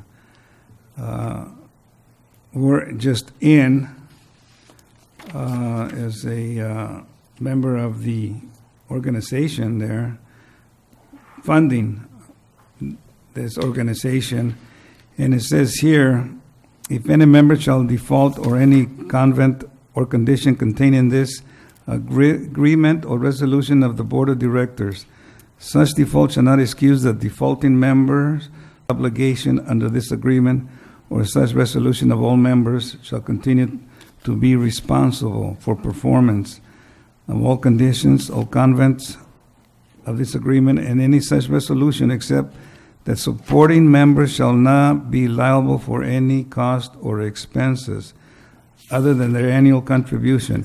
If such defaulting city fails to cure or to commence or to cure such breach within 30 days, the receiving notice, therefore, the board shall have the option, but not the obligations, to terminate the membership of the defaulting member. What are we saying there? So I'd first clarify that Hawaiian Gardens is not a supporting member, it was a founding member, so that section wouldn't apply to Hawaiian Gardens, but one of your obligations is to pay that fee to support the entity going forward, and if you suddenly refuse to pay that, then you could be in breach of this agreement, and they could force you to pay anyway. Well, that's exactly what it says. The thing is that we are annually donating $30,000 for the whole year. So how can we default anything as far as that goes during the year when we already paid our... Linda, I'm sorry. This is for 2 years, correct? No. I'm sorry, 1 year. This is just for 1 year. Right. And you're taking the membership. If you approve tonight, you are going to pay the $30,000 for this year, and that will be covered. So I'm not, without looking at the entire agreement, there may be some other portion where we could default or breach our contract with them, but it wouldn't be the payment. Now, if we did, in fact, suddenly just say, we're not going to pay you, and we hadn't given notice, because we can give notice and we can tell them we don't want to be a member any longer. But let's say we just drag it on and then suddenly say, no, we don't want to pay in the middle of the year, and we haven't paid. They could, in fact, because of this portion, force us to pay that money. But as long as we follow the process, we have that option to say we don't want to be a member any longer. We can withdraw, and then we wouldn't be liable for that money. Am I stating that correctly? Yes, that's correct. I had a question. How long have we been a member of the JPA? Since 2001, we were one of the founding members. Is this the same contract we've had since 2001? There's been some minor amendments to it, amendments. membership. Have we ever breached before? No. Well, up until 2014, the casinos funded this program, the JPA. And when the casinos stopped funding, because they said, well, we don't need it no more, then that's when Mr. Bermudez came and said to the different casino cities, well, maybe, you guys should fund to continue this JPA. Actually, sir, can I, with all due respect, can I correct you? First of all, the casinos never said that they didn't want the JPA.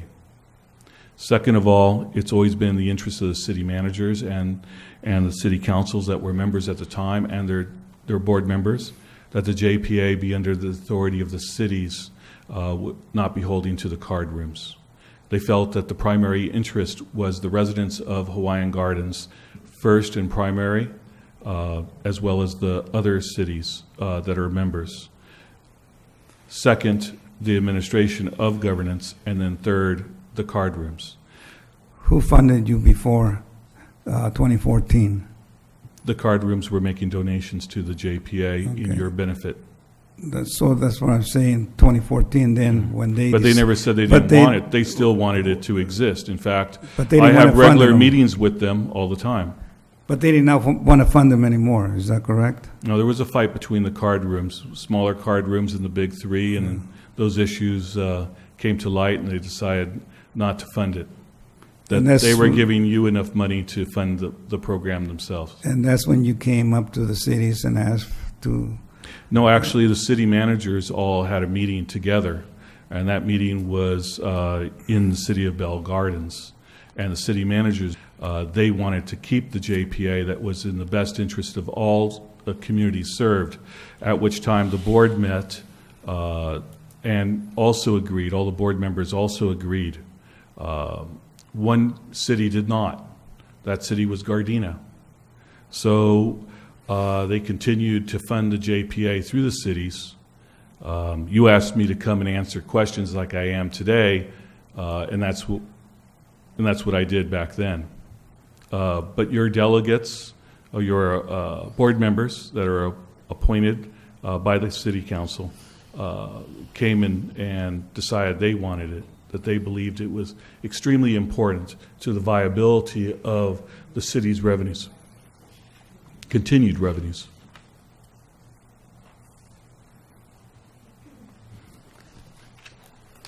As a matter of fact, the big three card rooms are funding the lobbyist in Washington, D.C., who I work with to track Juanino and Fernandino and the Gabrielinos with him. And we have taken a number of actions at the behest of the card rooms that were of like mind or that we also had an interest in.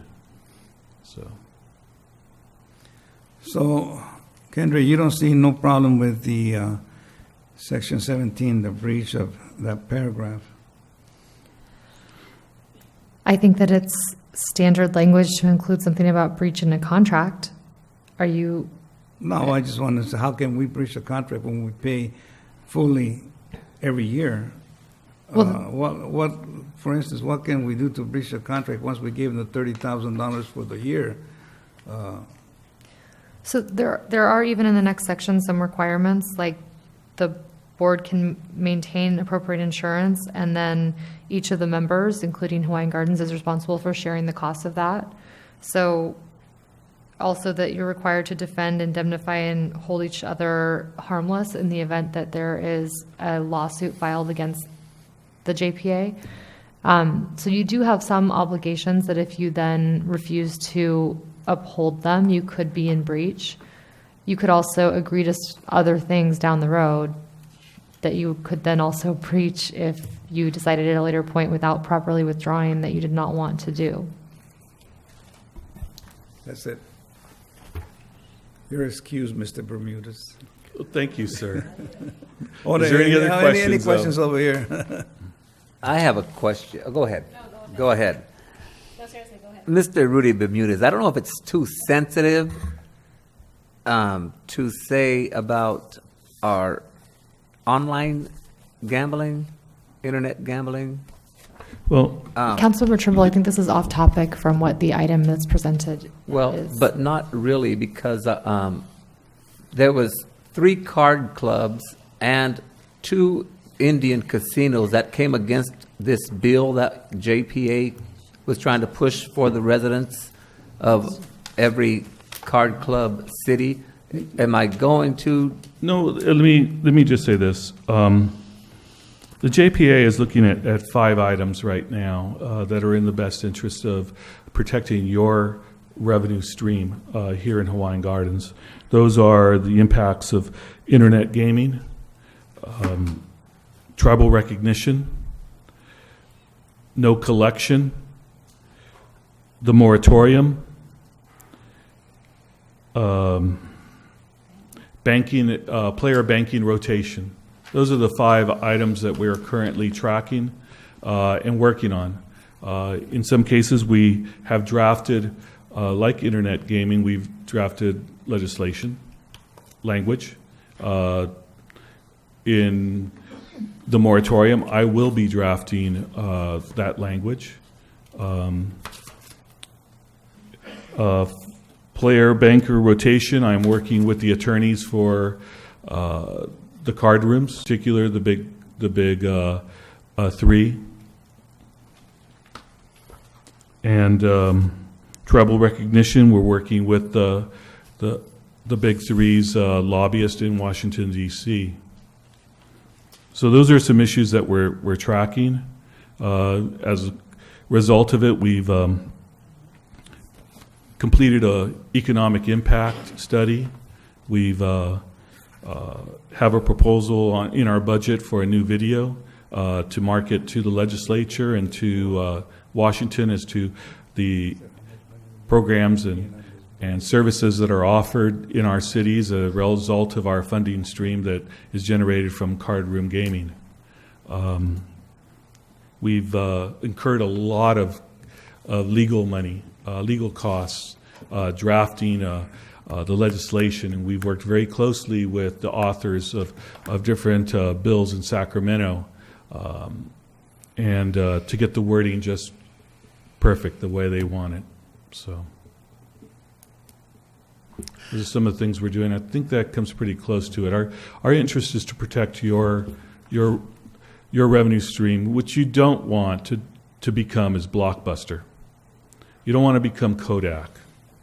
You don't want to become, some of the other companies that disappeared because of the internet. And so we're working very closely to ensure a revenue stream is still viable, even after technology has impacted it. That's what I could say about that. I would just like to say a couple things. First of all, I was very skeptical a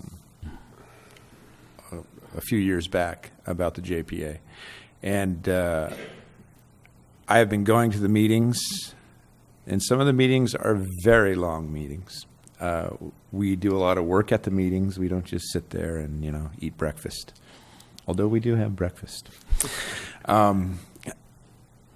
The cities invested are all cities that have a huge stake, ours being the greatest stake. We 70%, over 70% of our funding comes through the casino. We have to do everything, in my opinion, to make sure that money continues to come. And the JPA is the only way that we have to do that. That's really it. When cities come together collaboratively, we're stronger. If the argument I had before was, well, I think our city manager can do this, and we can keep up on all this stuff, and our guy in Sacramento, the Gonzalez brothers, well, they can take care of our lobbying for us, and that's very naive. I look back now and I realize that's very naive. First of all, Linda, I'm sure you could agree that you wouldn't want to add this now also to the things that you're doing.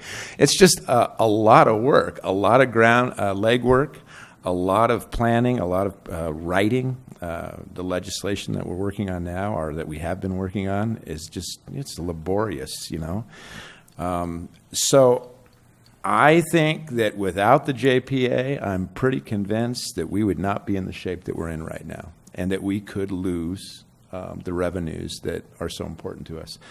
We want to make sure that we don't lose the revenues that we're getting. We want to make sure that all the cities are safe that are counting on their casinos, and the JPA is really the only avenue that we have to do that. So I think $30,000 a year, and I think even more than that, if need be, is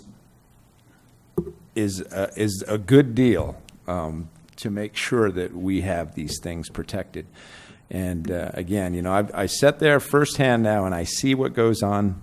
I see the energy that's going out. I see what Rudy, as executive director, Hank saw Rudy's welcome in Sacramento, and the kind of political pull that he has there. I think we have a good guy in charge of this. I think he is very well held accountable by the board. Sometimes they're really picky and jumping down Rudy's throat. You would like that, Mr. Rodriguez. I like that. It keeps everybody on their toes, but it's a well-run organization. I'm proud to be a part of it. I really am. And thank you, Rudy. Thank you. Is there any other questions? Thank you, Mayor. Is there any other questions? Okay. Thank you very much. Have a wonderful evening. Thank you.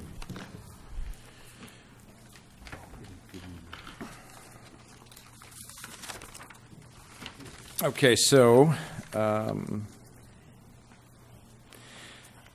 would make a motion that we go ahead and agree to this contract and authorize the payment of the annual contribution for the California Cities of Self-Reliance fiscal year 2016-2017.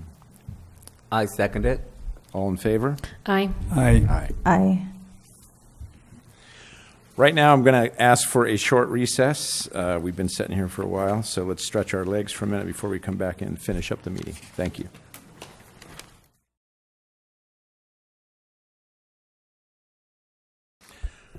Okay, we're back to the regular city council meeting.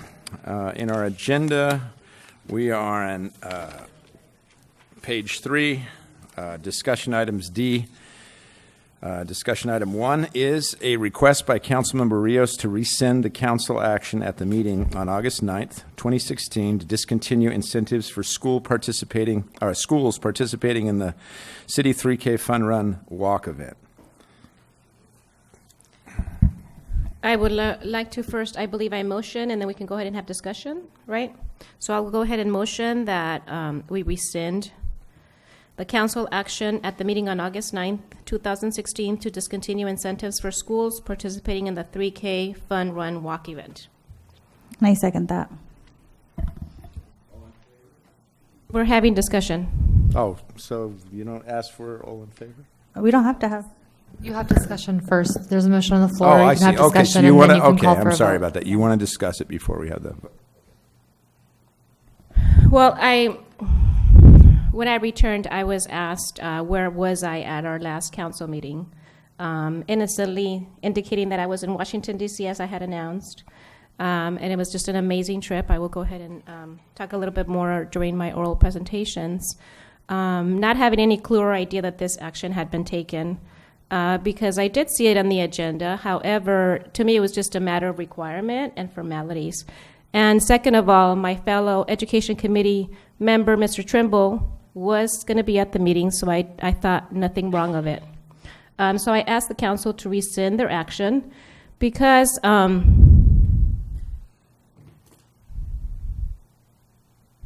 can I describe the action? The action really has no words. To take the money that is an incentive for schools for this particular event. First of all, it's not money that is freely given. I know Mr. Bruce always questions how we give our money. Schools have to bring at least, Mr. Gomez helped me on this particular matter, have to bring at least 50 participants for the event to at least get the $500. And the only schools that are participating, the one that gets the most participants gets the $1,000. So we're talking about an event that is something that kids work for. Our motto is our youth, our future. Mr. Mike Gomez, who was here earlier, Councilmember Mike Gomez, worked tremendously hard to get our city nationally recognized by President Obama for getting our residents to be more actively motivated, doing more exercise, doing more nutritionally conscientious activities. And so to nitpick on a particular item of the budget was just, to me, just too much to process. So I'm bringing it to discussion. Hopefully my fellow council members will reconsider what was discussed, or maybe I can help them understand what the issues are. I know Mr. Bruce commented that he switched his mind when he's been going to these meetings regarding the casino and gaming. Maybe he needs to visit some of our schools to become better acquainted as to the needs of our schools, what they need. I appreciate Jesus's comments because we need, as a city, to invest in our youth.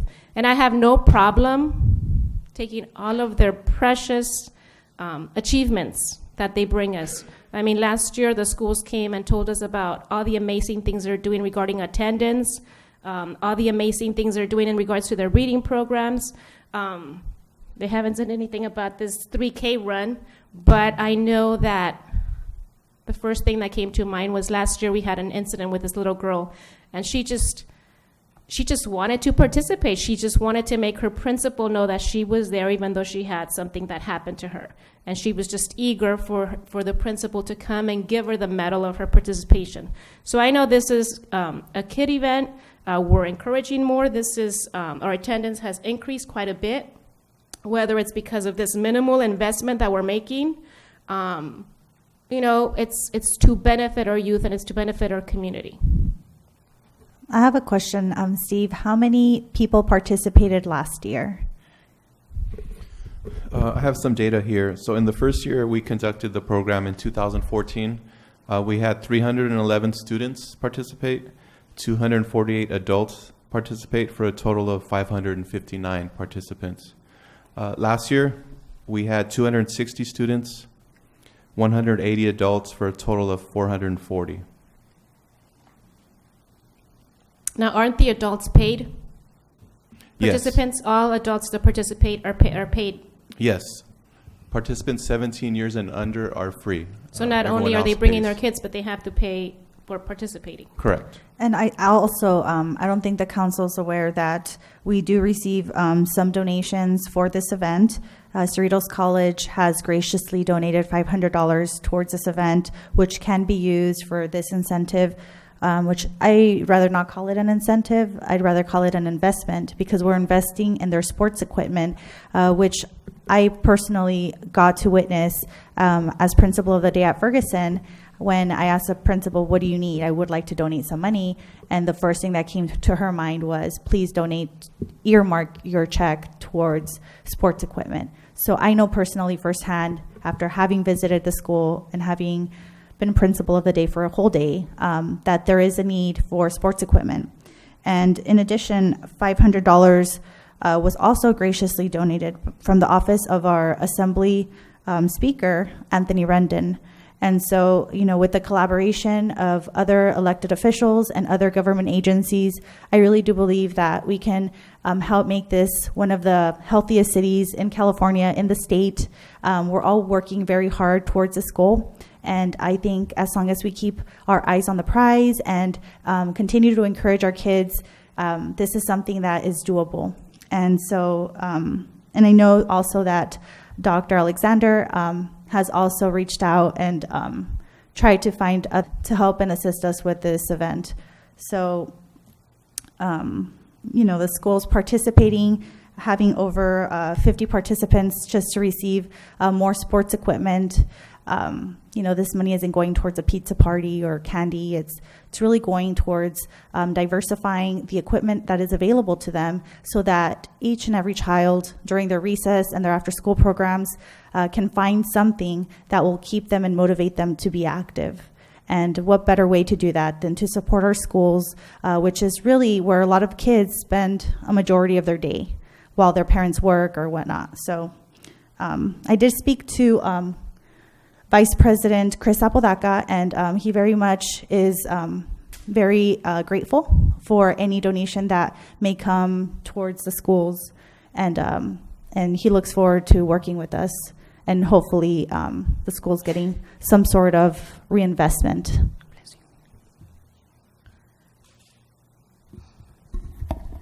Chris Apodaca will be here on Tuesday to give us a financial report from the ABC School Board. And they're doing a lot better than we thought. But concerning this 3K run, we budget the 3K run for $10,000. That's besides the $5,000 we give to each school. The 3K I'm sorry, run... it's not $5,000 that we give to each school. 500. No. Yes. I'm talking... We give each school $5,000, and then because we love our youth, we want them to be healthy, have fun, come together as a family, we put together the 3K run, and we budgeted $10,000 for the 3K run. This year it went over, it was $13,000 and some change, but that didn't count staff and extra police force. So we got an estimate on staff and police, and it comes up between $3,000 and $4,000. So we're given $17,000, which is a good thing to give, to have all the kids come together with their schools and participate as a team. But to just add $500 more and then $1,000 more, I mean, we can't just keep giving more. I mean, we're giving $17,000 for this day. They're getting great T-shirts, great incentive gifts, and just to add the money, It's not a wise thing. Let me just say this. It's like me throwing a dance, me renting the hall, me buying the band, me telling the dancers, I'll give you money to come and dance, and then the best dancer, I'll give an extra $1,000. It's better just to have the kids come together as people that want to get healthy and enjoy this day, instead of thinking, we gotta go. We only have 24, we need 20 more. We need 26 more to even make the $500. We can't.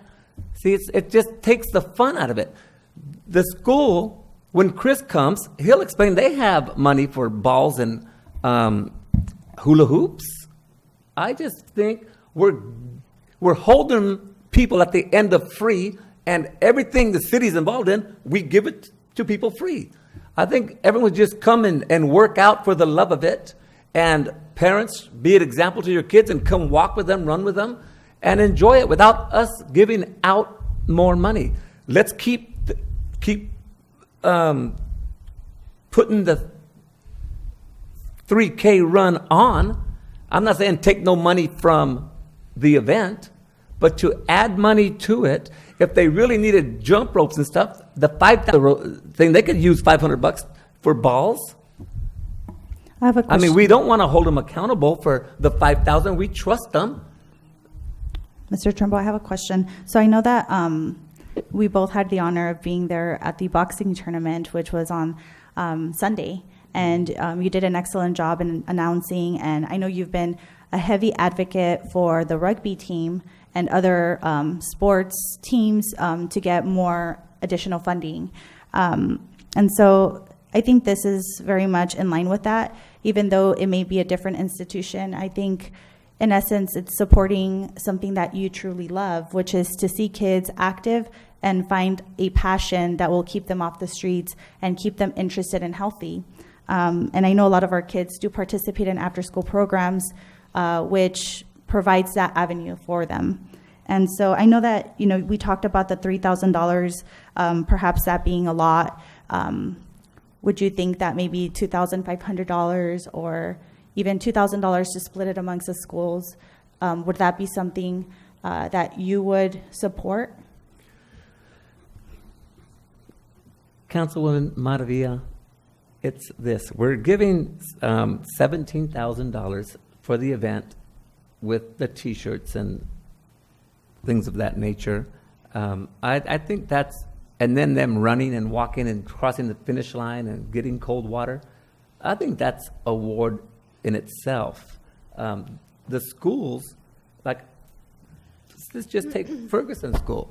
I know that they have boxes of deflated balls in a closet and boxes of hula hoops. I don't think they need to add boxes to it.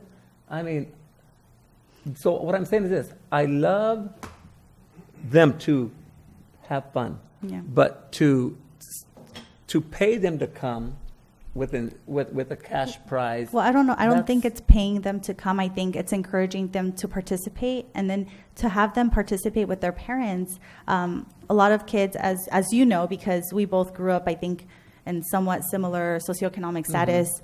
As kids, our parents are working all the time. Our parents work Saturdays, sometimes Sundays, and 2 jobs. And this is that one opportunity, I think, that it's not just for the kids to get money out of it, but it's more so for families to join together and build community within our city. I think, like I said, if it's $500 seems like a bit much for sports equipment.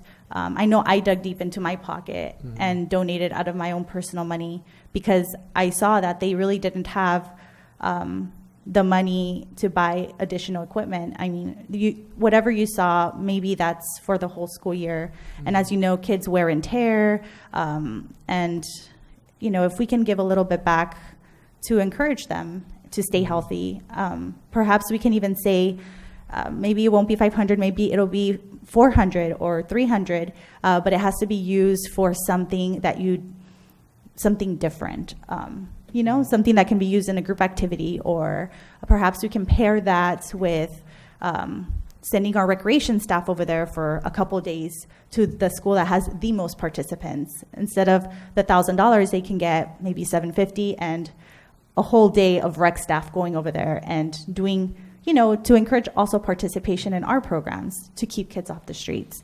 I think our end goal is just keep kids off the street, keep them very involved in non-violent activities. And I think we've been doing an excellent job. And if you would support something less than the $3,000, perhaps, like I said, $2,500 or even $2,000, that's still knocking off $1,000. And we both sit on the special events committee, and I've been working really hard to get other donations. So I'm currently working with WRD to get water donations and other things subsidized so that we don't have to front all of it. Hopefully that's something that you can consider, because I've seen your passion for boxing and rugby, and I know sitting on the education committee, the kids, they read-alongs and all that. They truly look up to us. So I'm just not sure how Mr. Trimble's on the education committee when he has these type of ideas. When it relates to kids and how he feels about them. Look, second of all, excuse me, I am not done, and you will not interrupt like my coercion. conversation. Okay, let her speak. It doesn't affect me. It's silly, but we're going It's okay. on and on and on. Let's let No, all we are council not members going have on a again. say. I have Again, a you are being question a for you, bully. And have a call you are for the being a question. bully, and you're interrupting my. Because this is You're really just interrupting my this is presentation. just going to You go don't on like forever. it. You're interrupting. Can I please continue now? Kendra, what do you say? Can Thank she you. continue? All of you get time to speak. Yes, we all have time to speak. should We're all have time to council speak. members. I'm waiting patiently for mine. Well, when I'm done, you can go ahead and have your turn. As I was saying, I am not sure how Mr. Trimble's on the education committee, realizing how he feels about children and about supporting their commitment in regards to this. Why We attack just- the man's character over Excuse a me. fiscal responsibly decision that It he is wants my to make? questioning the committee I think assignment. that's cruel. Well, I do. what is cruel is you being in that seat, and it tortures me every single time I come here. So there you go. Let me complete with my thought. Can I complete with my thought now, or are you going to continue to interrupt me? Because I will continue to ask for my right to speak as a council member. Very upsetting for a council member to attack a council member's credibility. You do it all the time. and What are you talking about? concern because Please. because he takes a certain stance on something. I think Please. that's cruel. I am just trying to argue with my council member or encourage him to support us because he is on the education committee, and I did trust that he would speak up for the children when I was not in this meeting. I think he so that is speaks what up I'm for the doing. children and a I am lot. not talking to you at the moment. I Second think of all, the whole council, though. we just approved $30,000 for a committee for defending our casino rights. There was no question in regards to, other than Mr. Rodriguez, as to the expenditure of the money. There was no blinking, maybe because both of you are on the committee and get personal gain from that. But There you go again. 3,000? Come on, Mr. Trimble, really?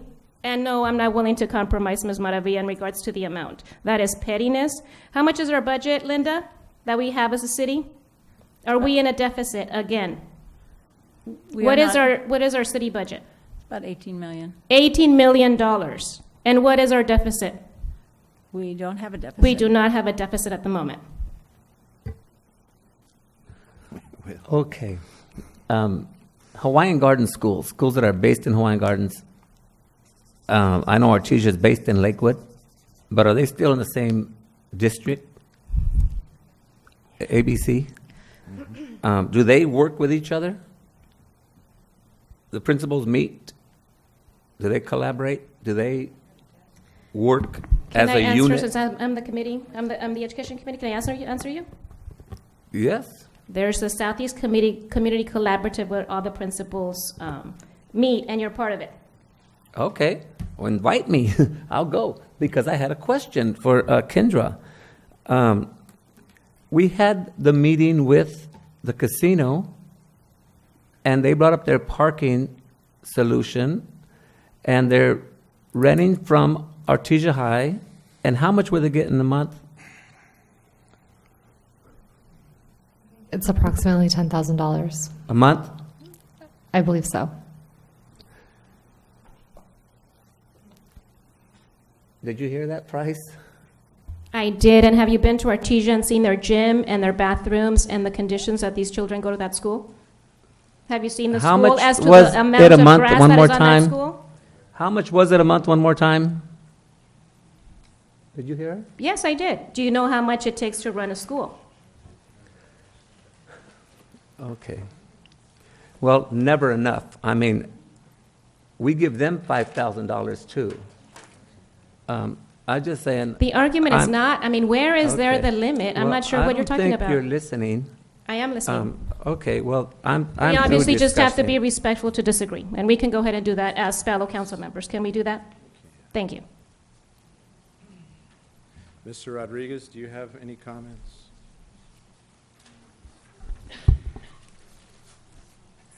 To me, incentives it's almost a form of a bribe because now we have to give the kids or parents or some kind of incentive for them to go to participate in events or something.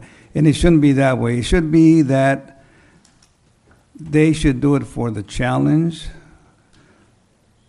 to be there, to enjoy themselves. It's you don't give sports incentives like Pop Warner, Little League, rugby, or them.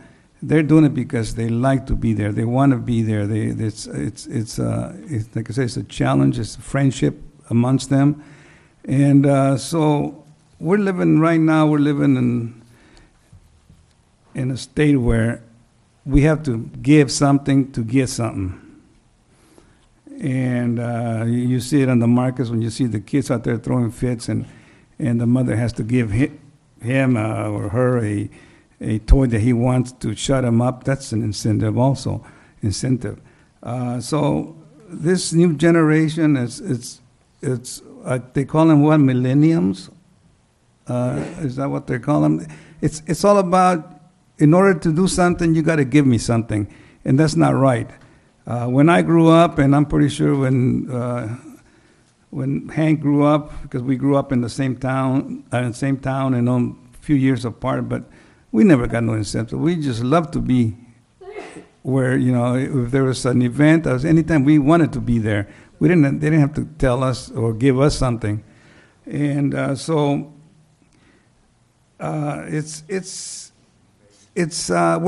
we're paying every time we have an event. In order to have participation, we have to give out something to them so they can come. If we don't, then they won't come.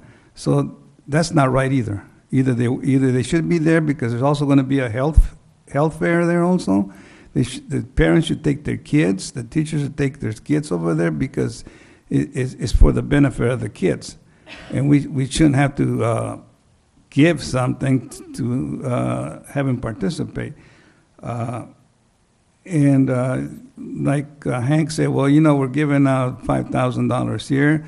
I know we gave $2,000 to the libraries. We gave incentives we gave them bicycles and everything. So now they're used to that. Now they want us to give them everything.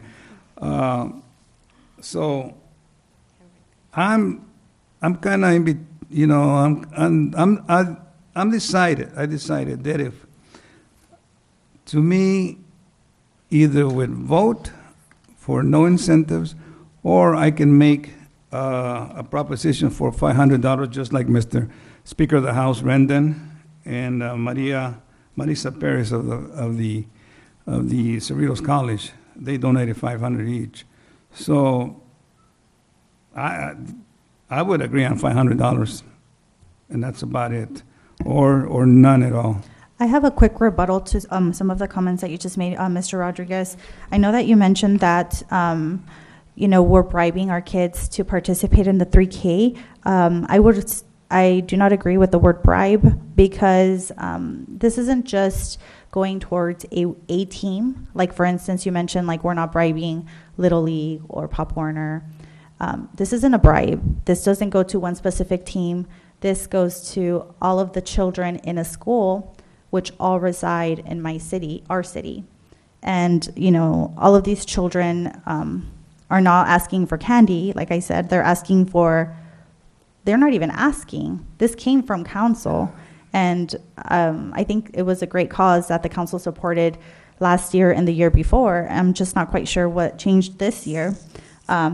But, you know, and also you said now we have to bribe people to attend our events. Well, at our Halloween event, we spend thousands buying candy for the children, which is, you know, not to their health benefits. We spend thousands on our Christmas event, which is for candy. For Easter, we spend thousands and thousands and thousands of dollars on our Easter event that also buys candy and toys for our kids. So if you really look at it, it's how you perceive an event. Having a background in recreation, proudly, having that experience working in after-school programs, volunteering as a tutor, even this past Saturday, hosting a haircut drive and a community backpack drive with my community grassroots. You know, that's why I became a council member. And, you know, we can nitpick $300, $400, $1,000, but this is our community. I pay taxes. Not everyone pays taxes for various tax breaks. But I pay a lot of taxes, actually, because I am single, not married, no children. So I'm very pleased and proud to support something like this. And so I would ask that the word bribe not be used, simply because if you want to use the word bribe, then every city that hosts a special event bribes at every single event. Even if you look at our 4th of July event, we're giving away hot dogs or we're giving away a service. It's not a bribe, it's a service. It's giving back, it's an investment. It's our youth, our future. This is my request to bring it back to council, and I was hoping Mr. Rodriguez, I'm still hoping he will support to rescind this particular item. But this is our event, Mr. Rodriguez, so how do we contribute to our event? I mean, I don't understand what you're saying in regards to the 500. The reason I say 500 is because Speaker of the House, Brendan, donated 500. Now we're talking about some big, high-up politicians. Right. They should have gave out more than that. But this is not his event. Well, and he did so last year, too. Yeah. So anyway, you're not going to change my mind. I made my decision right here, and that's what I'm going to do. Then let's call for the vote. Either if I don't know if the council will agree on $500. If not, well, let it be. So that's it. I'm not going to argue with you, any of you guys, no more, and that's it. I said my word. Well, let's call for the vote then. Vote because I haven't discussed anything yet. I've been very patient and listened to everyone, and now it's my turn. Thank you. First of all, I've been pretty much bombarded this evening and at the last council meeting as well regarding my state of the city. Okay, I need to say this about the state of the city. State of the city is the opportunity for a community to discover the state of their city. That's what it is. It gives the people in the community the opportunity to come and hear what the mayor has to say regarding the state of their city. Any city that is interested in being transparent government should have a state of the city. And if they don't, they are not being transparent, in my opinion. I hope, and I had a state of the city last year, I have a state of the city this year. I hope that the mayor next year will also have a state of the city. And I would not care who the mayor was. If they wanted to do a state of the city, I would support it wholeheartedly because it's about transparency to your community. And that is very important. So with that said, that's a given. That's a program. It was budgeted, and it was approved, and it went off. In regards to other programs, you had mentioned, spending lots of money on candy for Halloween, different things for different programs. It's true.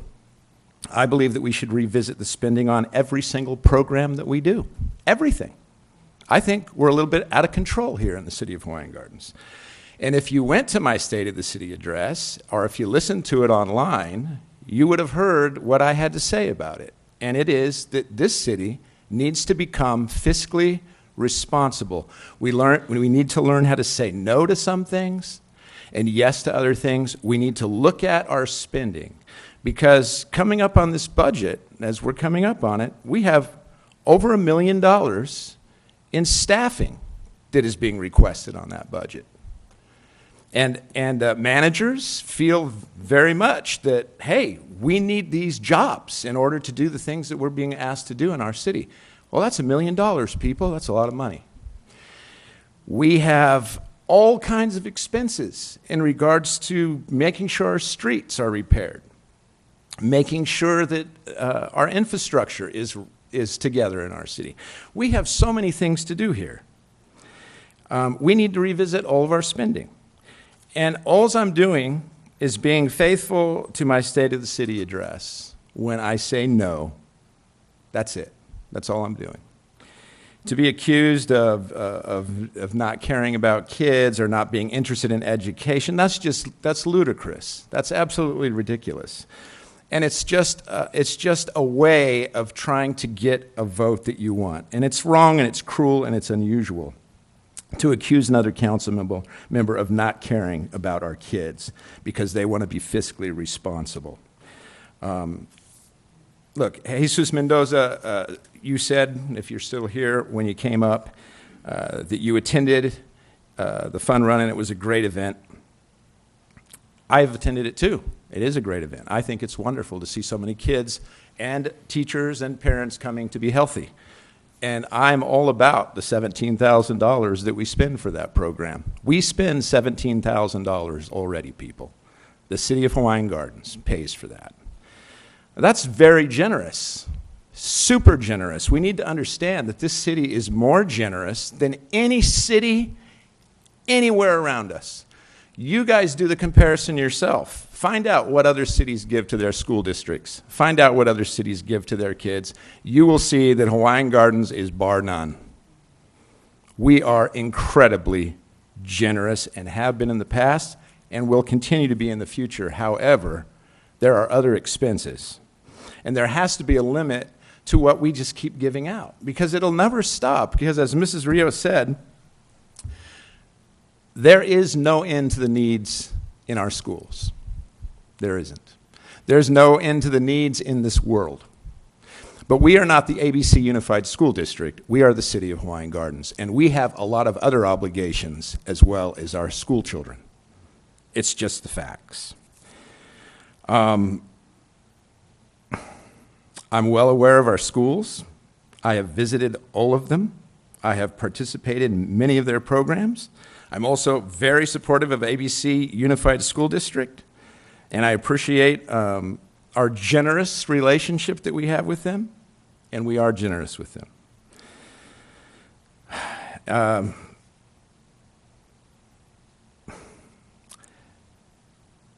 If another comment was made to the JPA and spending $30,000. People, do you realize if we didn't have 70% of our money coming from the casino, we wouldn't do anything. We would go bankrupt as a city. All of our employees would no longer be paid, and we would give nothing to ABC. We give nothing to our students. Okay, so $30,000 a year in order to safeguard the 70% of our general fund that we get from the casino is there's no comparison to be made here. It's silly. It's a lack of fiscal responsibility and seeing the whole picture as a council member. We need to see the whole picture. You know, I think it's great that you're getting outside donations for these programs. That's what we need to do more of, more outside donations. Not a wheel and deal on how much you're going to give to a program because you feel pressured by what other people are giving. Instead, let's encourage other people to give. It would be great to see other cities giving to their schools as well. That's not happening. And if you want to be benevolent yourself, be benevolent all day long. You know, give to this program. Maybe you and Mrs. Rios could offer the incentive money if you think it's so important. But this city has to be fiscally responsible. And that's what I'm trying to be. And you're saying, well, it's only $3,000. Look, people, everybody knows. You have credit cards. Everybody knows this. The thing that messes up your credit is not the giant expenditures that you put on your credit card. It is all the dinners that you eat out, or all the fast food that you buy, or all the little trinkets you get here and there. And then at the end, when you're billed, you go, oh my gosh, I didn't realize I spent that much. And before you know it, you're in debt. That's the same thing that's happening here. We have a big budget, it's true. The city makes a lot of money. But we have a lot of needs that we need to address.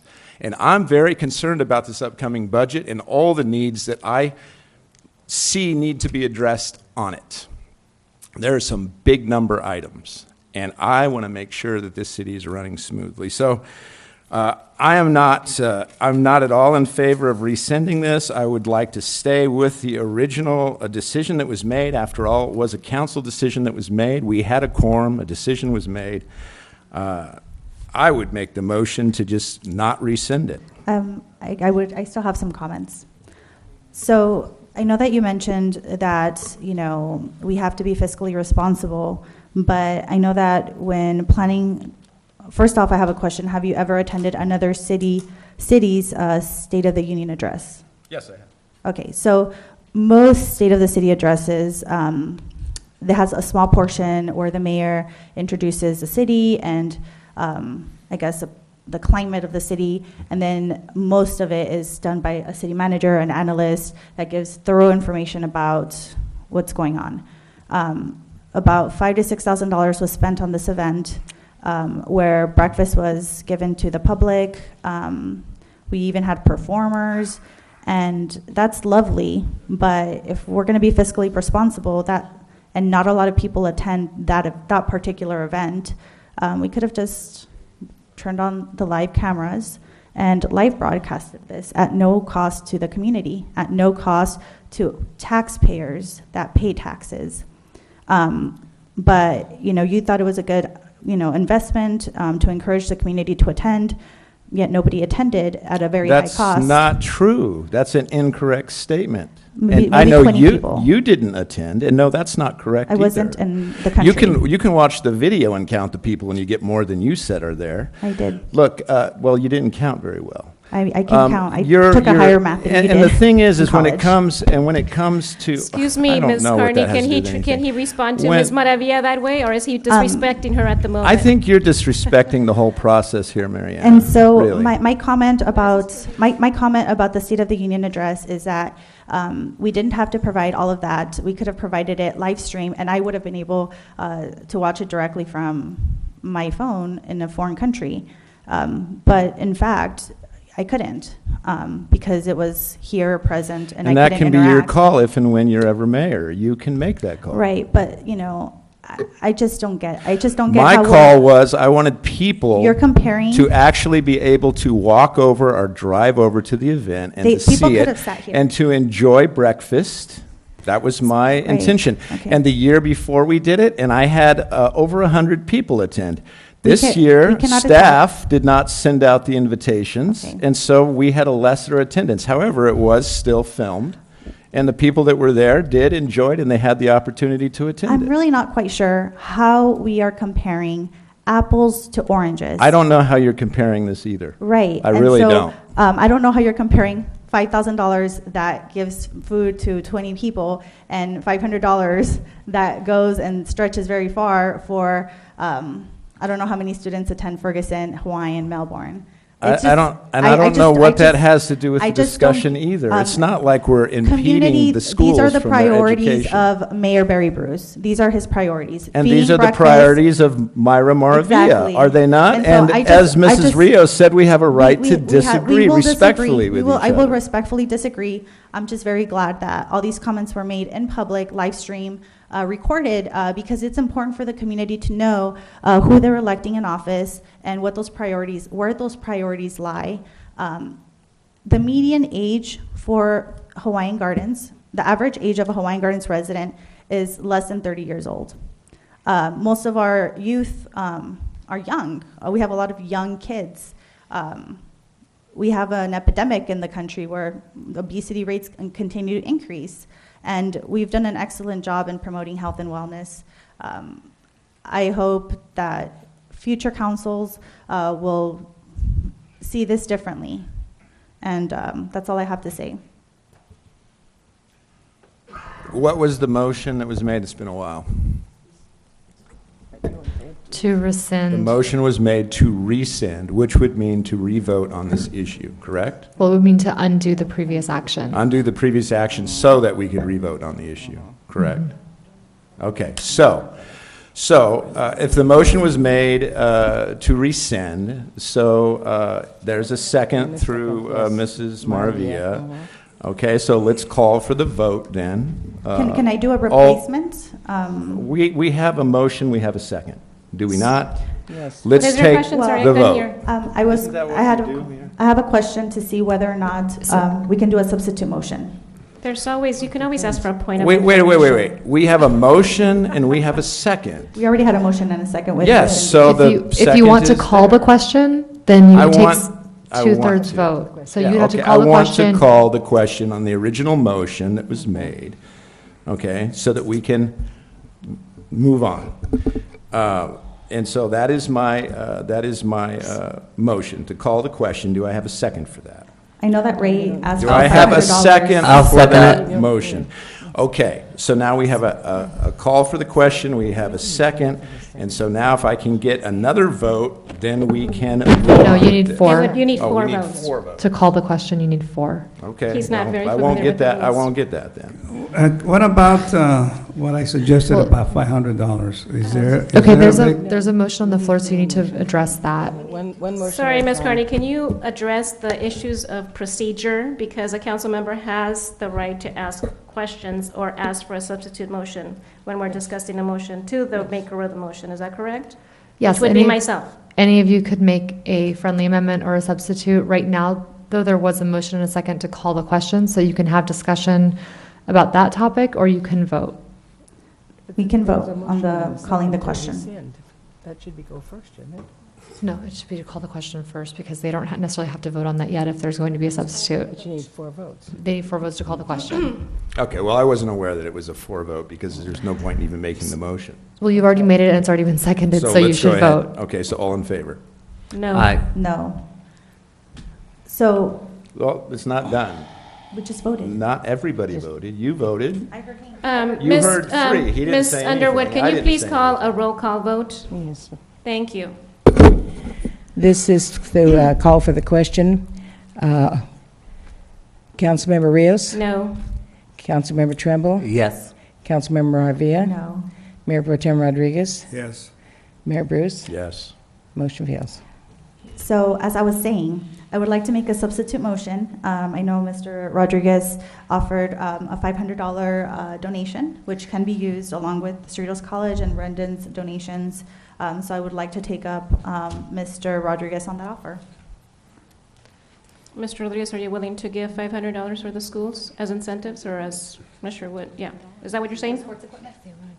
Well, it's not for sports equipment. This is an incentive for the teachers and the parents to take their kids over there to get healthy. It's almost like a bribe, but I've since Marisa Perez and Mr. Rendon donated $500. I think $500 would be more in line than $3,000. Can I just ask a point of clarification?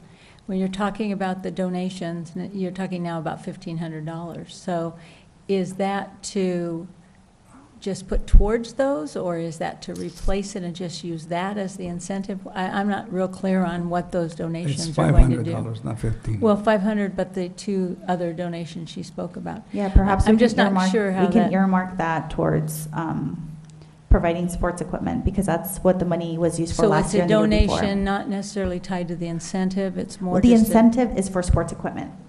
But right now, in the motion, what it was is that it would be if they had 50 participants, they get Exactly. 500. Mhm. And so was it, again, that if they had 50, they would Yes. get 500? Mhm.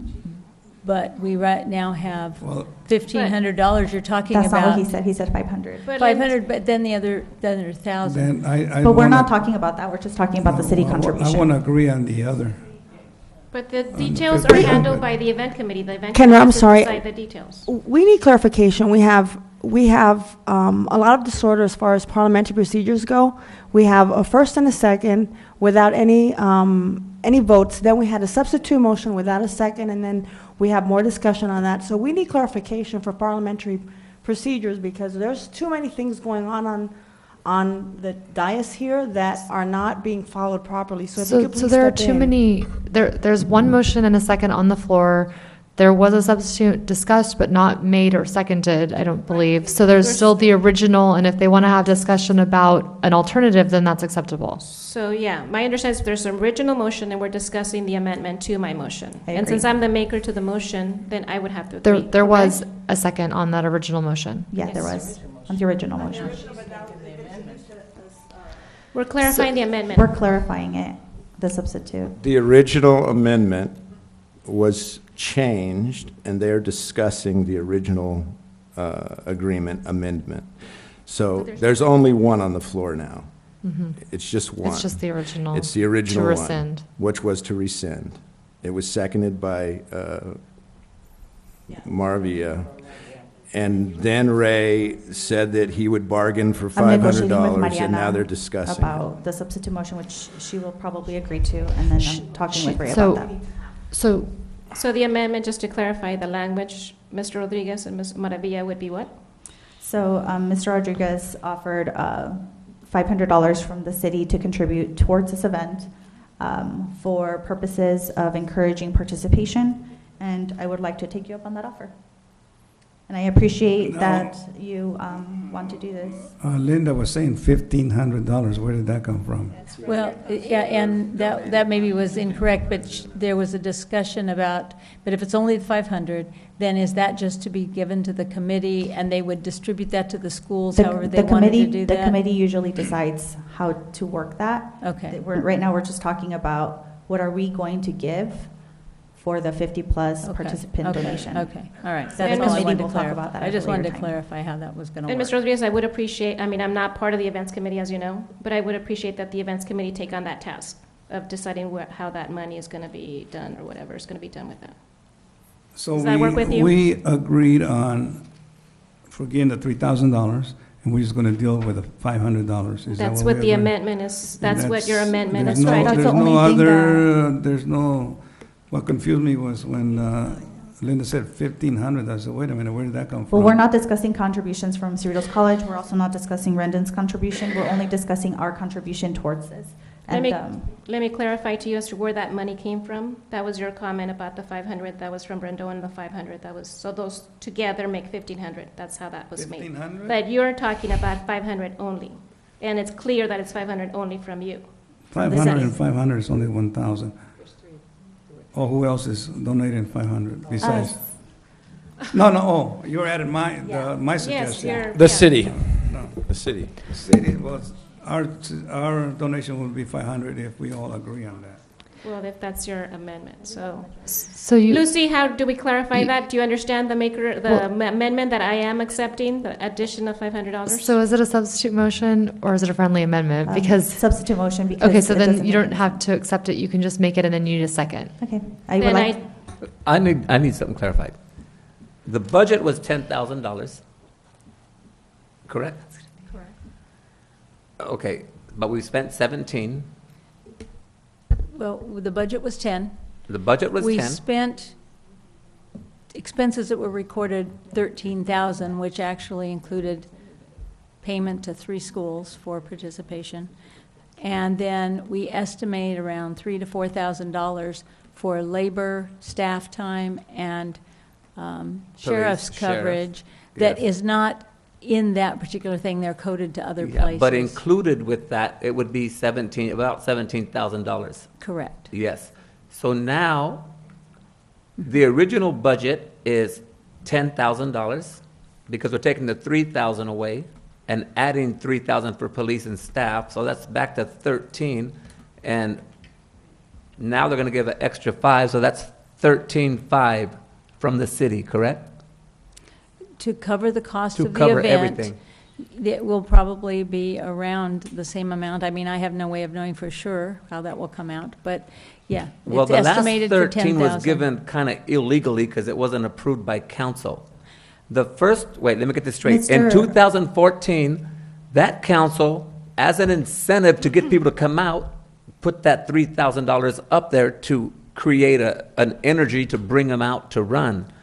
Then it was supposed to be approved the following year, and it was not. But the staff continued the $3,000, which made us go over budget. And now we're bringing the $3,000 back, but if council votes it in, there'll be a $500 added on to the $13,000 that goes initially to the 3K run. It's going to be $10,000 budget for everything they need, plus $3,000 or maybe $4,000 for cops and staff, plus $500. That would be correct, yes. That would be the estimates that we would expect. And so, and this is according to the original, I don't know where we're at, but according to the original that we voted on at the last meeting, this is going to be something that is approved not just tonight, but from now on. Mhm. This is a ongoing approval of, what did you say? What was the total amount? $17,500. Yes. Every year. But we're taking away That's not 3,000. correct. So it's going to be That's- 14.5. That's That not is correct not what you're correct. talking about. It's not an approval for the amount of the event every year. This is just specific to the This incentive. is for just the incentive. No. We're just So approving the then- incentive. So then it's not really rescinding the whole thing. No. We're not rescinding Because- the event, we're rescinding. The incentive only. Yeah, It's what not- we it does voted not on- change The the original, event. but the original writing was for the whole event. No. And the. Just and the incentive. No, the, Oh, so what, the incentive to be repeated every year at $3,000. yes, Yes. yeah, the incentive, Okay, I see. because of the issue we had in 2014, where it was voted on, but it didn't do it for all future events, and it was assumed that it was for all future events, but it wasn't. So it was brought back so that it would be on record that for every time they held the 3K, this incentive would be allowed, and you wouldn't have to bring it back to council for that. It would just be part of the budgeted amount. So that's what we're, So then that's what you're now, voting on. Just for clarity, it'll be 500 every year. If this is approved, then it would be, yes, 500 every year that would be allowed to be used as an incentive as part of the program. So it's for every year. All right.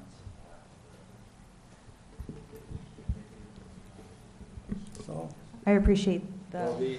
The vote needs to be officially taken. Well, actually, first someone has to second the substitute motion, or the substitute motion. Well, I still want clarification on how much is the whole package going to cost? Mr. Trimble, you are on the Special Events Committee. Estimated right now is 13.5, right? Hey, I was on the special events committee when this Is it- illegal 3,000 was given. I wasn't aware there was a 3,000. Mr. Gomez, do you have a comment about the 3,000 illegal money that is being questioned? I'm really not quite sure why that verbiage is being used. Because It was not never approved by council, that's why. Councilor Our Trimble- city administrator let us know this last meeting. She said it wasn't approved. It should have been approved. It wasn't approved, but it went through anyway. So to clarify, the first year that the incentive was offered, the council did approve it. Yes, by resolution. It did not carry forward, although staff's understanding was that was the intent at the time, was for it to carry forward, but when we reviewed it, it was not included. That amount, it's not illegal because it is within the city manager's purchasing allowance. So last year, if the city manager approved it, then that would have been acceptable for transparency and for the council to have control and approve aspects of the budget, especially if this is going to be an ongoing event. Staff felt it was best to have council be aware of this and to sign off on it, but that's why we're here now, or why it was brought the last time. Thank you. So the budget would be 13.5 more or less, and this year's 3K instead of 17,000. But sitting on the special events committee, and even if we don't, we're always able to ask Juan Serrano for a breakdown, and also Linda Hollinsworth. Can we just also confirm that there is a second to the substitute motion? I think Mr. Rodriguez needs that privilege. Do you want to second the motion? I'll second it.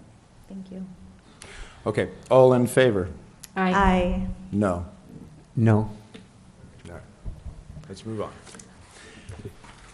Okay, is there any new business? I do have quite a few business items. That is that I requested a report from the business committee. Have they even met? And what is going on with the incentives we're going to provide to the businesses? That is one. And number two, I would like to add the football team request, now that they have gotten their paperwork assigned. Make sure that's on our next meeting. And I appreciate Mr. Trimble trying to insert his report. It seems that he attended the last JPA meeting and he wants to keep us informed. We never get a report.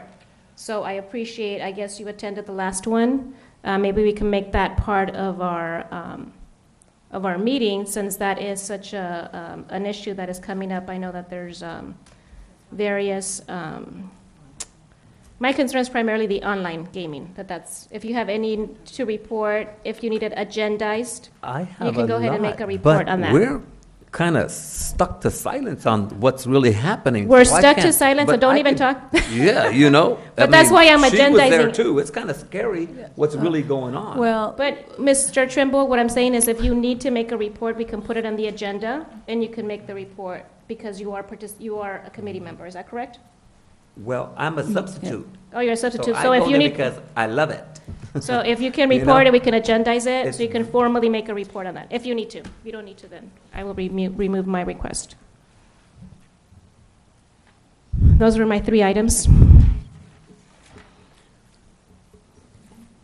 Did you guys get those recorded? But it's okay, she Aye. did, I'm sure. Did you get those I recorded? can gladly repeat them, Sue. Okay. Any other new business? Negative. New business, yes. I would like an update on the Homeless Shelter Coalition. I've recently had community members reach out to me about ways to help, and I'd like to see what the coalition is working on. Mhm. Yep, no? Okay, I don't have any new business at this time. Any oral staff reports? Yes.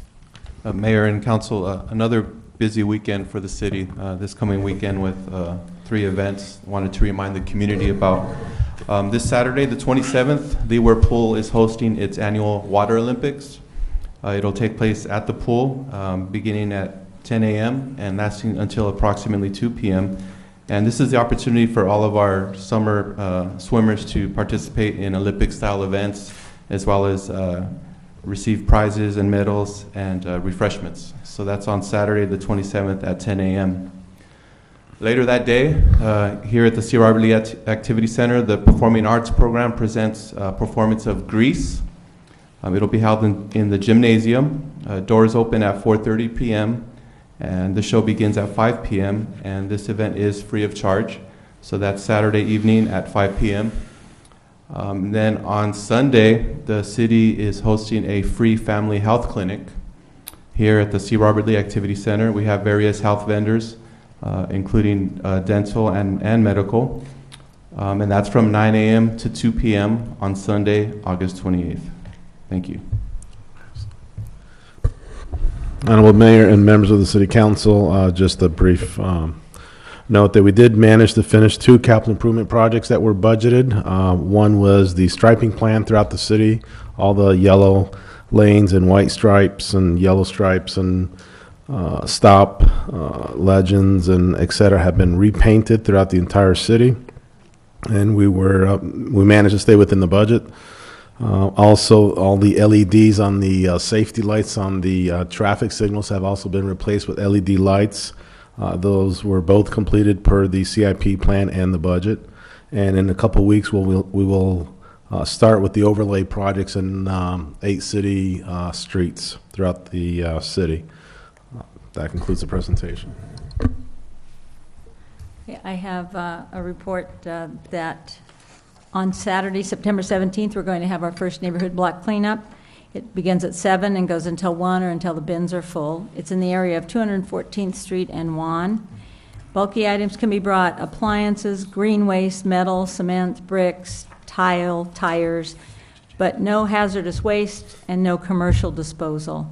E-waste can be brought separately, but we don't encourage that. There are other places you can take that, but e-waste also can be brought if that's necessary. Any oral council reports?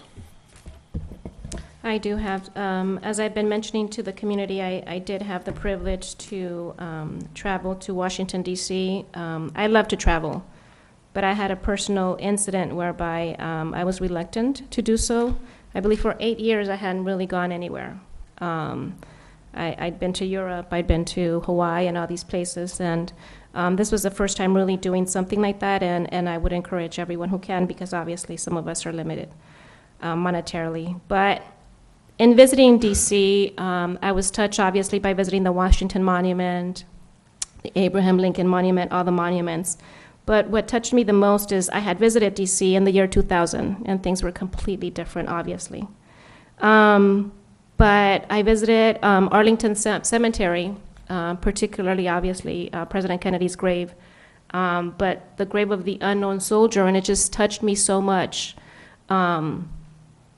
How young our soldiers are, and all that they have to face. And I know we have 2 council members who were soldiers, Mr. Trimble and Mr. Rodriguez. My son is. Oh, your son is. I'm sorry. Your son is in Marine and currently. Thank you for correcting me. And just the great service that they've done, obviously, for our country, and they continue to do so. So I'm just grateful for the opportunity, and just it just touched me that just how great our country is and the many privileges we enjoy, and sometimes we forget that as Americans we have many, many freedoms. And one of them that we have to fight for always is just our rights that we fight for as Americans. I had the privilege of taking my niece, and she was intent on going to the Holocaust Museum.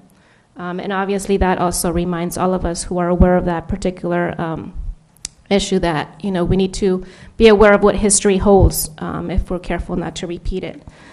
So I apologize, Mr. Trimble, if I transcended my petition to you to support my point of view, but I do hold dearly that as a council member, every single one of us has a right to be here because the voters have elected us to be here. And whether you're new or whether you've been here a while on the council, you have a right to express your opinion.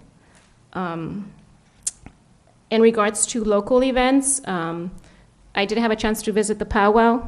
Mr. Rodriguez mentioned that I should have gone on Saturday, and I didn't realize it was going to go so late. I do really wish I would have been there on Saturday. But I got to be there on Sunday, and it's just so amazing just to be just among so many people that just care so deeply. And just are just so welcoming, and their gratitude is just amazing. I know that they invited. I want to thank Juan and his committee for that particular event. I know Myra and Mr. Trimble weren't there. If not, you would have been in the forefront. But they really wanted to thank us for hosting the event, Mr. Rodriguez, and all the individuals at that particular powwow came by and greeted us, shook our hands, and just really thanked us. And for me, and my heart was like, thank you. You're the ones that are being here and taking time to acknowledge our city and, you know, expose us to such beautiful culture and such beautiful interactions that they have. So so that's one of the events that I attended. And also, of course, I attended the haircuts. So I'm going to just mention that and let Ms. Maravilla go ahead and talk about that, because I think that that was just an amazing event. And whatever we do, whether we get acknowledged or not, it's something that we just personally do to benefit us. And so even if you're not acknowledged or if you're criticized later on, as long as you're okay with yourself, you know what I mean, and know that you're going on the right path, that's what's important. So thank you. I wanted to comment on the powwow real quick. Like, I just wanted the community to be more involved in it. So if it comes around next year, I encourage the residents to come out and see the beauty and the power of these dances that are ancient. It's just a beautiful atmosphere. I just wish more residents would show up. The boxing program was fantastic. I got to be the announcer for 10 bouts. And as the bouts went on, the more colorful it got, so it was a lot of fun. We had a great turnout. I believe it was 11 boxing clubs showed up. So it was pretty nice. Pop Warner football, I had a great time. All these little kids, they don't see color. They're on the same team, smiling, and it was just an energetic time.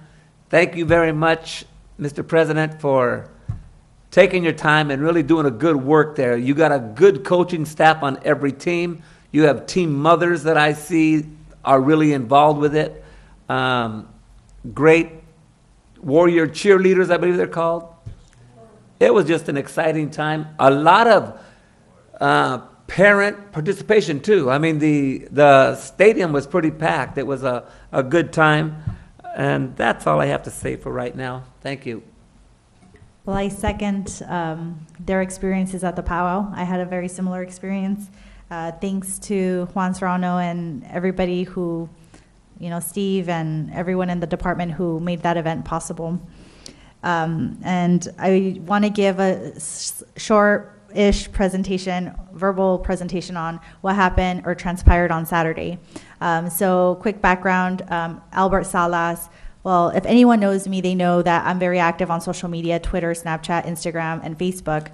And so a constituent tagged me in someone else's post. A barber was asking, hey, I want to give free haircuts to kids. Does anybody know how I can go about and make this happen? Somebody put my name in there, tagged me, and then I reached out to this Albert Salas, and then he and I coordinated, mostly him, this big event that happened last year. He brought all of his institute. They cut hair. I believe it was maybe like 50 kids. And to me, that was a lot because it was ongoing, continuous. This year, to be honest, I sort of forgot about it. I've been so busy. And another barber reached out to a staff member and said, hey, doesn't that councilwoman do something with like the haircuts? And so now I'm like the haircut girl. But this person is Carlos Avalos, and he and I had never met, and it was just very inspiring. He reached out to me, emailed me, and said, I want to create a flyer, I want to provide food, I want to provide school supplies and free haircuts. And I'm like, wait, you? Or like, who's going to donate? Like, do you expect the city? No, we're going to do it. I have a group of barbers that all live in Hawaiian Gardens, and now they have their own barber shops in Cypress, Los Alamitos, and, different areas. And I was blown away, with his help and the help of, I don't know if anybody knows Speedy Mares. I'm sure everybody does. Abner Mares' brother, who's also a boxing champion, and another boxer known as Asesino. They both also attended the event, and we had about 8 barbers, all of which grew up in the city, all of which they all know our kids, our neighbors. And the event started at 10 a.m. We had about 30 people waiting at around 9:45. Now, none of this would have been possible without all of the contributions that we received. Well, first off, I want to thank Linda Hollinsworth. We had to pay for the liability insurance, and Linda said, this is a great cause, let's go half. So she paid half of it, and I paid half. Thank you, Linda. And then my boss at Long Beach City College saw my activity on Facebook and said, listen, I have a tablet that I won at some event, and here you go, it's a Nook, brand new, raffle it off. So with that, I got all the waiver forms, cut off the names, and I'm going to have our city clerk choose a winner for the tablet, because I don't want to be the bad person here. So if you want to pick somebody. We had WRD, which donated also plenty of school supplies. So to be transparent, So Jonathan Jacinto from Hawaiian Elementary School won the Nook. I don't know the kid, or I may know him. So congratulations to him. I'll give him a call tomorrow, call his mom. So hopefully he's excited about that. But not just the tablet, it didn't end there. I talked to Freddie Licon, the union president, and I said, we have all these school supplies. I'd really like to get some more backpacks, and I'm trying to figure out what to do. And he said, all right, well, I requested, can you maybe see maybe $400, maybe $300? He called me 2 hours later after an executive board meeting and said, hey, the executive board approved $1,000. Needless to say, I was crying. I couldn't believe it because I'm very touched by helping our kids, right? A lot of kids show up to school and have been using the same backpacks or hand-me-downs for years. And so for a kid, it just means so much to have new, school equipment and a fresh haircut. In addition to the $1,000 that we received, we actually had so much food at our event. Between Speedy Mares and Carlos Avalos, they each bought 50 pizzas each. So we had 100 pizzas. And I was like, we were sending people off with pizzas, right? And all tubs of hot wings and breadsticks and waters. It was incredible. And Faleo, the Filipino American law enforcement agency, also reached out to me through social media and donated 20 backpacks. And it didn't stop there. Friday, I went to a party and I started talking to a resident who had reached out to me about helping the homeless, and that's kind of how the agenda item made it to council. And I said, hey, we're gonna give backpacks tomorrow. I'm so excited. And the union did this and the community, and she goes, count on $500. So with that, this morning, I picked her up right on time. We went and we bought an additional 40 backpacks, which we had given out vouchers because we ran out of backpacks by noon. Some kids even came to our event by themselves without their parents on their skateboard with longish hair. They're like, hey, do you think I can get a haircut or something? The cutest thing. And so all this to say that we have a lot of people in our city that care, a lot of people that don't forget where they came from, people that are so inspired to touch the lives of kids. You should have seen these boxers. They were walking around. Everybody was going live on Facebook, and they were taking group pictures with the kids. And the kids were so in awe that these amazing barbers that have their own shops and all this amazing equipment came to give them a haircut. And we gave them so much time, as they were picking out their backpacks, take your time, whichever one you like, you can take. Pick which pencils you want, pick whatever color notebook you want, and to treat our youth with respect and to treat our youth as valued members of our community. I think that's what it means to be, to help raise a kid. It takes a village, and I'm just so honored that the community feels as if they can come to me with ideas and I can help see them through with them. So thank you, Mariana, for attending. Our community really appreciated you being there, and I really look forward to continuing to work with community members in these small grassroots efforts. And in total, we gave about close to 200 haircuts. Our poor barbers were like, I'm gonna tap out. I can't do it anymore. And we donated 120 backpacks that Saturday. We're expecting 20 more that will be given to the backpack drive that the city is hosting. And whatever is left over from tomorrow's voucher that we handed out, we'll also be donating that through to the city event. So thank you, everyone. I'm truly touched. And thank you to Carlos Avalos and all the barbers that gave their services free of charge, and we're so happy to be there. And again, to the boxers that were there from beginning to end, taking pictures and talking to our kids and giving them the time of day, because they're our future, and we really need to invest in them and make them believe at a young age that they can make anything happen. And that we believe that they can get good grades, and we believe that they can make it to college. And And we believe that they will succeed in life and come back and stay here to reinvest in our own community. So thank you.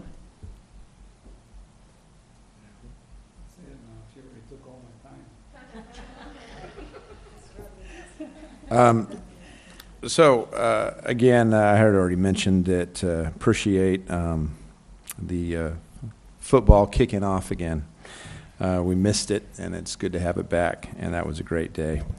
We will go ahead and adjourn to the regular city council meeting to be held on Tuesday, September 13th, 2016 at 6 p.m.